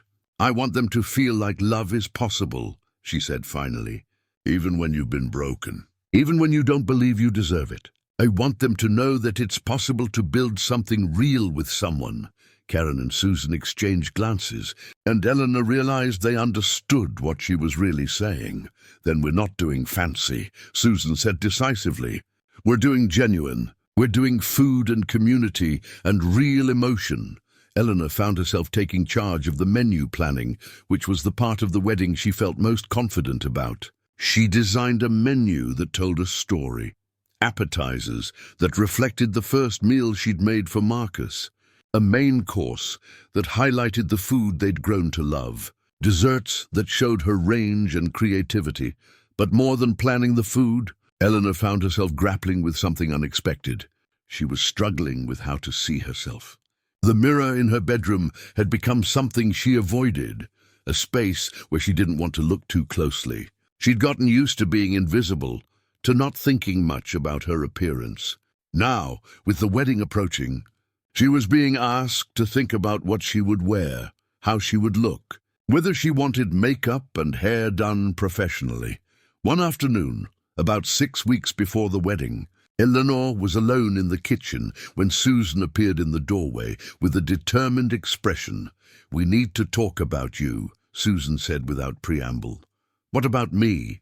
Eleanor asked, feeling defensive. "You need to see yourself the way Marcus sees you," Susan said. "Because I'm telling you, that man looks at you like you hung the moon and stars, and you keep acting like you're somehow tricking him, like he's going to wake up one day and realize he made a terrible mistake." Eleanor set down the knife she'd been using and turned to face Susan fully. "Because I'm not beautiful," she said quietly. "I'm plain. I'm ordinary. I'm not the kind of woman men like Marcus are supposed to want." "Says who?" Susan challenged. "Who told you that? Robert? Because I can tell you right now, that man was a liar and a coward, and anything he said about you was designed to make you small. Small, scared women don't leave. Small, scared women stay and take it." Eleanor felt tears beginning to form, but she forced them back. "Come with me," Susan said. She took Eleanor's hand and led her upstairs to Eleanor's bedroom. She opened the closet and pulled out Eleanor's meager collection of clothes, work clothes mostly, functional items that had been chosen for utility rather than beauty. "When was the last time you bought something just because you liked how it made you feel?" Susan asked. Eleanor couldn't remember. "We're going to town," Susan announced. "And we're going to find you a wedding dress that makes you feel like the woman Marcus sees when he looks at you." The shopping trip happened on a Saturday. Susan drove Eleanor to the nearest city with a proper bridal shop, and they spent the afternoon looking at dresses. Eleanor tried on dozens of them. Heavy white gowns with excessive beading, simple sleek designs, vintage-inspired pieces with delicate lace. She felt ridiculous in all of them until she found one that made her stop breathing. It was ivory rather than white, with a simple silk slip base and a delicate lace overlay. The neckline was modest but elegant, the sleeves 3/4 length, the skirt flowing but not overwhelming. It wasn't trying to be something it wasn't. It was just beautiful in its simplicity, in its honesty. Eleanor looked at herself in the mirror, and for the first time in years, she didn't look away. She saw a woman looking back at her, not flawless, not conventionally beautiful in the way magazines defined beauty, but real, solid, worthy. "That's the one," Susan said from behind her. "That's you." Eleanor bought the dress. She also bought a pair of simple shoes, and at Susan's insistence, agreed to have her hair and makeup done on the wedding day by a professional who came recommended by half the women in the county. As the wedding date approached, Eleanor found herself oscillating between excitement and terror. She'd started having conversations with Marcus's mother on the phone, tentative at first, but growing warmer. His mother had been through so much in the past months with his father's stroke, but she seemed to take comfort in talking with Eleanor, in knowing that her son was being cared for by someone who genuinely loved him. "He sounds happy," his mother had said during one call. "I haven't heard my son sound happy since he was young. Thank you for giving him that." Eleanor had wanted to tell her that Marcus had given her so much more, that she was the one who should be grateful. But she just accepted the thanks and promised to take good care of her son. 2 weeks before the wedding, Eleanor received a letter in the mail. It was from her mother. Eleanor's hands shook as she opened it. Not having heard directly from her parents in over 2 years, the letter was brief but heartfelt. Her mother had found Eleanor through a mutual acquaintance who'd mentioned that Eleanor was getting married in Texas. Her mother wrote about missing her, about worrying about her, about wanting to repair the distance that had grown between them. She asked if Eleanor wanted her to come to the wedding, if she wanted to rebuild their relationship. Eleanor had cried reading it. And then she'd called her mother, and they'd had a long conversation about the past, about Eleanor's marriage to Robert, about her journey from Denver to Texas, about Marcus. By the end of the conversation, her mother had committed to coming to the wedding, and Eleanor had realized that healing was coming from directions she hadn't expected. 1 week before the wedding, Marcus's father was discharged from the hospital. His recovery wasn't complete. He'd probably never be completely back to normal, but he was stable enough to be managed at home with physical therapy and medication. Marcus's family decided that his father would come to the wedding, that it would be good for him to see his son happy, to be part of a celebration of love and commitment. Eleanor wasn't sure how she felt about this. She'd never met Marcus's father in person, only heard stories about him, about the man who'd shaped Marcus through work and expectation, and a kind of gruff love that had been present but not always expressed. She was nervous about his judgment, about whether he would approve of the woman his son had chosen to marry. The day of the wedding arrived clear and beautiful, with the kind of autumn light that made everything look like it was glowing from within. Eleanor woke early and found that she was calm instead of panicked. This was right. This was what she'd been moving toward since the moment she'd arrived at Copper Ridge Ranch 7 months ago.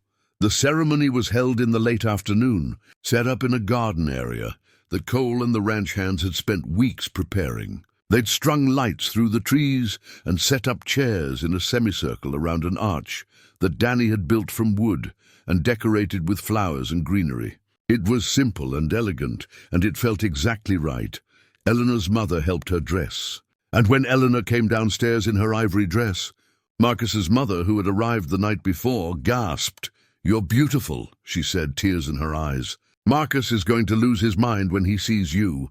Eleanor's mother took her hand and squeezed it gently. "I'm proud of you," her mother said.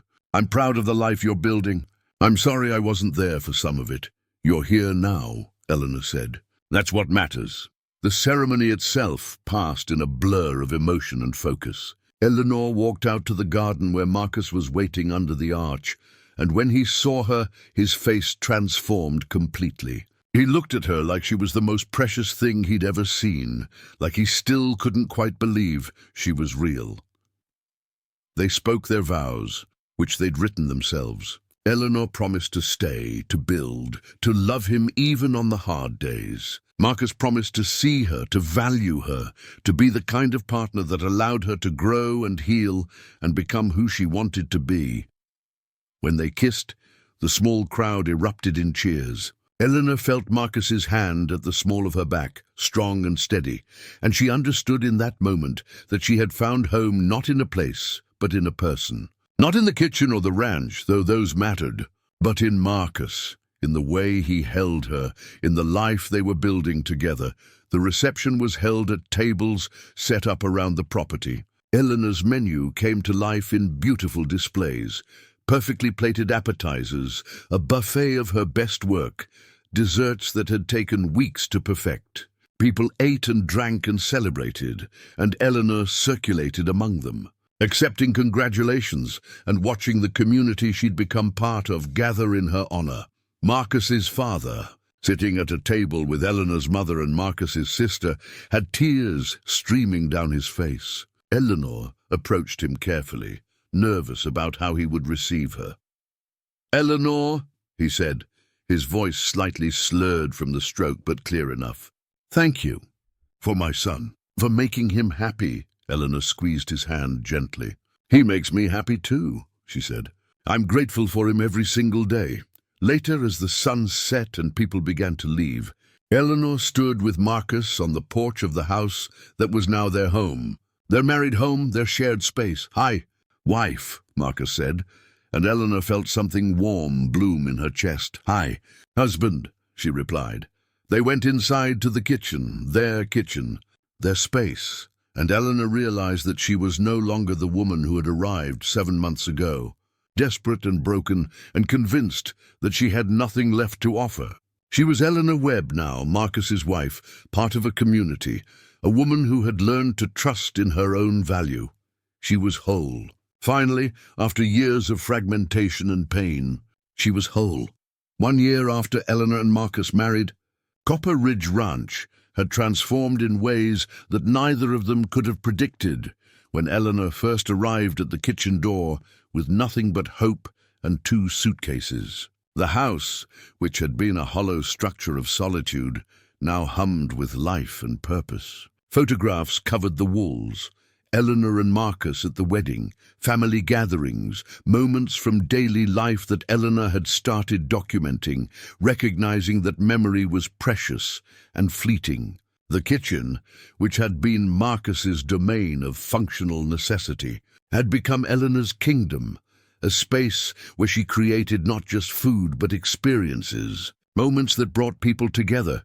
But the physical changes were just the surface. The deeper transformation was in the people themselves, in how Marcus moved through the world with a lightness he hadn't carried before, in how Eleanor had learned to believe in her own permanence, in how both of them had learned that love didn't require perfection, but rather required showing up day after day, making small choices to nurture what they were building. The autumn morning of their first anniversary found Eleanor in the kitchen making Marcus's favorite meal, pot roast, the same dish she'd made on her first night at the ranch. She'd spent the morning preparing it with the kind of care that came from gratitude rather than obligation. She was grateful for this kitchen, for this life, for the man who had seen her broken and had chosen her anyway. Marcus was out working the ranch, managing a cattle sale that Cole had arranged. He wouldn't be back until late afternoon, which gave Eleanor time to prepare not just the food, but the space where they would eat it. She'd set the table carefully, using the good dishes that they saved for special occasions. She'd picked flowers from the garden, autumn colors, golds and deep reds, and arranged them in the vase she'd bought all those months ago. As she worked, Eleanor found herself thinking about the past year. It had been harder than she'd expected in some ways, easier in others. The commute to Denver had continued for several months, until Marcus's father had recovered enough that he didn't need Marcus's constant presence. Eleanor had used that time to deepen her relationships with Marcus's family, particularly with his mother, who had become something like a second mother to her. Now Marcus's family visited the ranch regularly, and his father had even started coming out for extended stays during the summer, watching Eleanor cook and occasionally offering advice about ingredients or technique with the gruff affection of a man who'd learned to express care through observation rather than words. Eleanor and Marcus had also made a major decision about the ranch itself. They'd expanded the operation in a new direction, something Eleanor had suggested almost offhandedly during a conversation about the future. Eleanor wanted to start offering cooking classes and farm-to-table experiences at the ranch. She wanted to teach people how to cook, not just teach them recipes, but teach them how to approach food with intention and care. Marcus had taken the idea seriously and had worked with Cole to figure out how to make it work operationally. By next spring, they would be hosting their first official cooking retreat. Eleanor would teach classes in the renovated space they'd created in the barn, a commercial kitchen that was equipped for teaching. They'd have guests stay in cottages that were being built across the property. It would be Eleanor's first business venture, and while it terrified her, Marcus had faith that it would succeed. "You have a gift," he'd said when she'd first proposed the idea. "Not just for cooking, but for teaching people to see the value in what they're doing, in slowing down and paying attention. People need that. They need you." The validation still caught her off guard sometimes. After so many years of feeling invisible, of being diminished by Robert's constant criticism, of measuring her worth by how useful she was to others, it was still shocking to be told that her gifts had value beyond utility, that her perspective mattered, that she was worth investing in for her own sake. Eleanor had also reconnected fully with her parents. They visited the ranch twice a year, and Eleanor had started visiting them in Denver, rebuilding relationships that had been broken when she'd disappeared into shame and self-protection. Her mother had become close with Marcus's mother, and there was something healing about watching her parents be happy for her, be supportive of her life in a way they hadn't been able to be when she was struggling. Her father had taken her aside during their last visit and apologized for not reaching out during her divorce, for giving her space that had turned into years of isolation. Eleanor had forgiven him immediately, understanding now that sometimes people didn't know how to help, and so they stayed away. The important thing was that he was here now, that her family was part of her life again. Susan had become Eleanor's closest friend.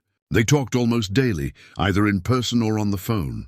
Susan had been there through the hard moments, when Eleanor had nightmares about Robert, when she'd struggled with insecurity, when she'd feared that she wasn't enough for Marcus. Susan had listened without judgment and had helped Eleanor understand that healing wasn't linear, that some days were harder than others, and that was okay. The ranch hands had evolved into something like extended family. Danny had gotten engaged to a woman from town, and Eleanor had spent weeks helping him plan a proposal that involved his horse and a picnic, and all the romantic elements that Danny was too shy to come up with himself. Cole and his wife had named their new daughter after Eleanor, which had made Eleanor cry happy tears for a week. Jimmy had even joked that Eleanor had ruined him for other cooks because now he couldn't eat restaurant food without being disappointed. But perhaps the most significant transformation had been Eleanor's recognition of her own resilience. She'd survived things that had seemed unsurvivable. She'd left a marriage that had nearly destroyed her. She'd spent months wandering, homeless and hopeless. She'd faced depression deep enough to contemplate not continuing, to see non-existence as a mercy rather than a loss. And she'd survived all of it. Not just survived, but had come out the other side to build something genuinely good. The knowledge of her own strength had become a foundation for everything else. She wasn't dependent on Marcus to save her anymore. She'd saved herself, and Marcus was the life she'd chosen to build with the strength that she'd cultivated. That was a fundamentally different dynamic than the one she'd had with Robert, where she'd been constantly looking to him to validate her existence. With Marcus, They were two whole people choosing to share their lives, choosing to make each other better, choosing every day to invest in their relationship. When Marcus arrived back at the ranch late in the afternoon, the house was already glowing with golden light from the windows. He came into the kitchen and immediately understood that this was a special meal, a marking of their anniversary. He pulled Eleanor close and kissed her forehead. "Thank you," he said simply. "For what?" Eleanor asked. "For being here, for staying, for making this life with me." They sat down to eat, and the meal was quiet and intimate. Eleanor watched Marcus eat with the appreciation he'd developed for her cooking, and she felt grateful not just for him, but for the entire journey that had led her to this kitchen, to this table, to this life. "I want to talk about something," Marcus said as they were finishing their meal. "Something I've been thinking about for a while." Eleanor's stomach tightened slightly. She'd gotten better at not catastrophizing, but old patterns still surfaced sometimes. "Don't be nervous," Marcus said, reading her expression. "It's good, or I hope it will be good. I want to talk about kids."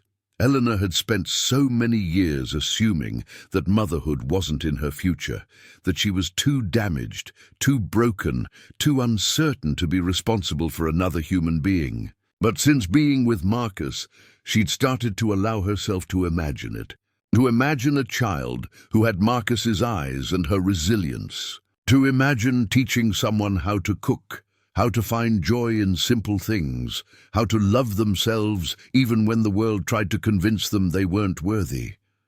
"I want that," Eleanor said slowly, "but I'm scared. What if I mess it up? What if I repeat patterns I learned?" "You won't," Marcus said with certainty. "Because you're self-aware enough to catch yourself if you're about to. Because you have support and community and people who love you. And because I'll be there with you, making those decisions together. We'll figure it out together." Eleanor felt tears beginning to form, but this time they were tears of joy rather than sorrow. "Okay," she said. "Let's have a baby." Marcus reached across the table and took her hand. "I love you," he said. "I love the woman you were when you arrived, broken and scared. I love who you are now, healed and strong. I love who you're becoming. I just love you, Eleanor. I want to spend the rest of my life loving you." "I love you too," Eleanor said. "I love that you saw potential in me when I couldn't see it in myself. I love that you've been patient with my healing. I love building this life with you." They finished eating and moved to the porch, where they sat watching the sun sink below the western ridge. This had become their ritual, the end-of-day moment where they checked in with each other, where they acknowledged the day that had passed and prepared for the evening to come. "Do you ever think about that first day?" Marcus asked. "When you showed up at the kitchen door?" "All the time," Eleanor said.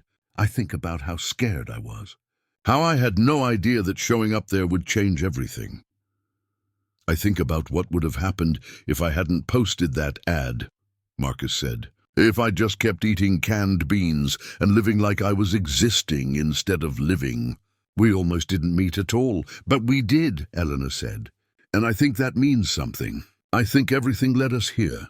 The bad things and the good things. All of it was necessary." Marcus pulled her close, and they sat together as darkness fell and stars emerged above the ranch. The night sounds of the property surrounded them, cattle in the distance, the wind through the trees, the particular silence of the countryside. It was peaceful and grounding, and exactly where Eleanor wanted to be. Over the following months, as Eleanor's life continued to deepen and expand, she found herself thinking more and more about the person she'd been before arriving at Copper Ridge Ranch. She'd been someone living in survival mode, someone who'd mistaken existing for living. She'd been carrying trauma like a weight on her shoulders, and she'd believed that weight was permanent, that she would always be broken. But healing had happened incrementally, through small moments of recognition and acceptance, through Eleanor slowly understanding that her worth wasn't tied to her utility, through Marcus showing her that love didn't require performance or perfection, through the community accepting her as part of their fabric, through her family coming back into her life and showing her that they'd never stopped loving her. even when she'd pushed them away. Eleanor started journaling regularly, something that would have felt self-indulgent to her a year ago, but that now felt necessary. She wrote about her days, about her feelings, about the gratitude that had become such a central part of her emotional landscape. She wrote letters to her younger self, to the Eleanor who'd been convinced that things would never get better, that pain was permanent and joy was a luxury she didn't deserve. She told that version of herself that joy was waiting, that healing was possible, that the person she was becoming was worth the work of getting there. When Eleanor discovered she was pregnant 3 months into trying, she felt a kind of joy that seemed almost dangerous in its intensity. She told Marcus on a quiet morning, presenting him with a handmade card that simply said, "Our next adventure starts in 7 months." He'd held her and cried, and then he'd called his family, who all celebrated with the kind of genuine happiness that came from people who understood what this meant. That Eleanor and Marcus were building not just a marriage, but a family. That their love was creating new life. Eleanor's pregnancy was relatively easy, and she spent the months preparing not just by acquiring baby items, but by processing the significance of what was about to happen. She was going to be a mother. She was going to be responsible for another human being. She was going to have the opportunity to do things differently, to create a different kind of family experience than she'd had growing up, to be the kind of mother that she'd needed when she was younger. Marcus was attentive and present through the whole process. He went to doctor's appointments. He read books about pregnancy and birth and parenting. He helped Eleanor prepare the nursery, painting the walls a soft sage green and furnishing it with pieces that were both beautiful and practical. He talked to Eleanor's belly and made promises to the baby about the kind of father he would be, present, attentive, committed to raising someone who understood their own worth.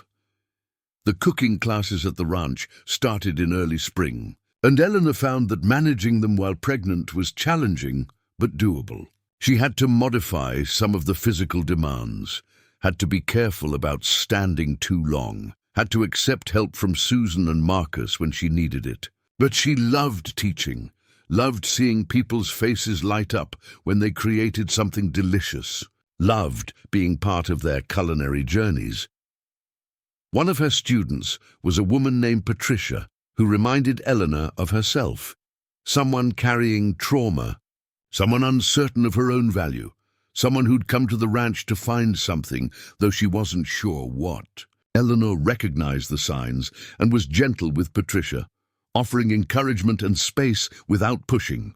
By the end of the week-long class, Patricia was cooking with confidence, and she approached Eleanor with tears in her eyes.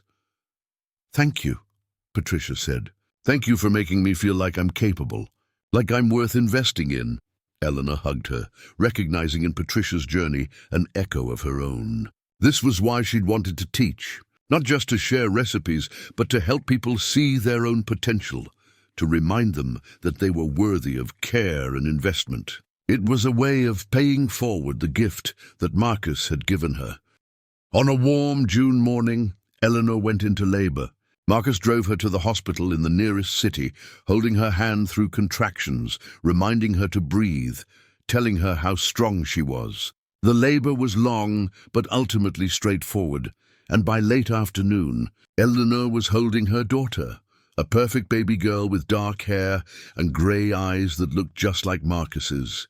They named her Clara, after Eleanor's grandmother, a woman who'd been brave and resilient and who had survived her own difficult circumstances. Eleanor held Clara and wept, overwhelmed by the intensity of love that came with meeting this small person who was part of her and part of Marcus, and part of the future they were building together.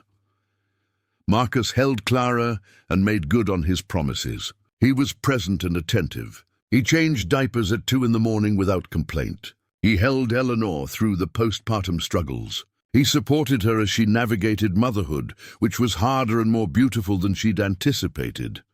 Eleanor found that motherhood grounded her in ways she hadn't expected. It forced her to be present because Clara required presence. It reminded her daily of what was truly important. It gave her a reason to keep building, keep investing, keep choosing life and joy and connection, even on the hard days. By the time Clara was 6 months old, Eleanor had found a rhythm that worked, managing the ranch cooking classes, cooking for the ranch, mothering Clara, maintaining her marriage and her friendships and her connection to her extended family. It was full and complicated and sometimes exhausting, but it was also deeply satisfying. On Clara's first Christmas, Eleanor decorated the ranch house with lights and garland. She prepared an elaborate meal for the people she loved most: Marcus and their baby, his family, her family, Susan and her family, Cole and his family. The house was full of voices and laughter, and the kind of warm chaos that Eleanor had never experienced in her childhood home, that she'd tried to create with Robert and had failed. But that felt natural and inevitable here. As she watched Clara sleep in Marcus's arms while the rest of the family gathered around the tree, Eleanor reflected on the journey that had brought her to this moment. She'd come to Copper Ridge Ranch broken and desperate, convinced that she had nothing left to offer. She'd arrived expecting to stay for a few months, maybe a year at most, just long enough to get back on her feet. But the ranch had become her home. Marcus had become her person. The community had become her family. And in the process of building a life with these people and in this place, Eleanor had discovered something essential about herself. She was resilient. She was capable. She was worthy of love and care and investment. She was enough exactly as she was. The future stretched ahead of her, full of uncertainty but no longer full of dread. There would be challenges. There always were. There would be hard days when motherhood felt overwhelming, or marriage felt complicated, or the past tried to reassert itself. But Eleanor now had the foundation to face those challenges. She had community and support, and a partner who was committed to working through difficulties together. She had family connections that had been restored and strengthened. She had work that felt meaningful and valuable. Most importantly, she had learned to believe in her own permanence. She'd learned that she was allowed to stay, that she was allowed to build, that she was allowed to be happy. And with that belief came a kind of peace that had nothing to do with external circumstances and everything to do with finally understanding her own worth. Eleanor Webb, wife, mother, cook, teacher, friend, daughter, survivor, had come a long way from the woman who'd arrived at the kitchen door of Copper Ridge Ranch less than 2 years ago. And while she would always carry the marks of her journey, those marks were no longer reminders of what was broken about her. They were reminders of what she'd survived and what she'd built on the other side of survival. She was home. Finally truly home. And that was worth everything. As the family gathered around the tree and Marcus reached over to squeeze her hand, Eleanor felt the kind of completeness that came not from the absence of struggle, but from the presence of love, support, and the hard-won knowledge that she was exactly where she was supposed to be. The journey from lonely rancher wanting a cook to a family complete with love, community, and purpose was not just a story about finding romance. It was a story about two broken people learning to heal, learning to trust, and learning that building something real was worth the vulnerability it required. And in that knowledge, Eleanor found peace. Up next, you got 2 more standout stories right on your screen. If this one hit the mark, you won't want to pass these up. Just click and check them out. And don't forget to like, subscribe, and turn on the notification bell so you don't miss any upload from us.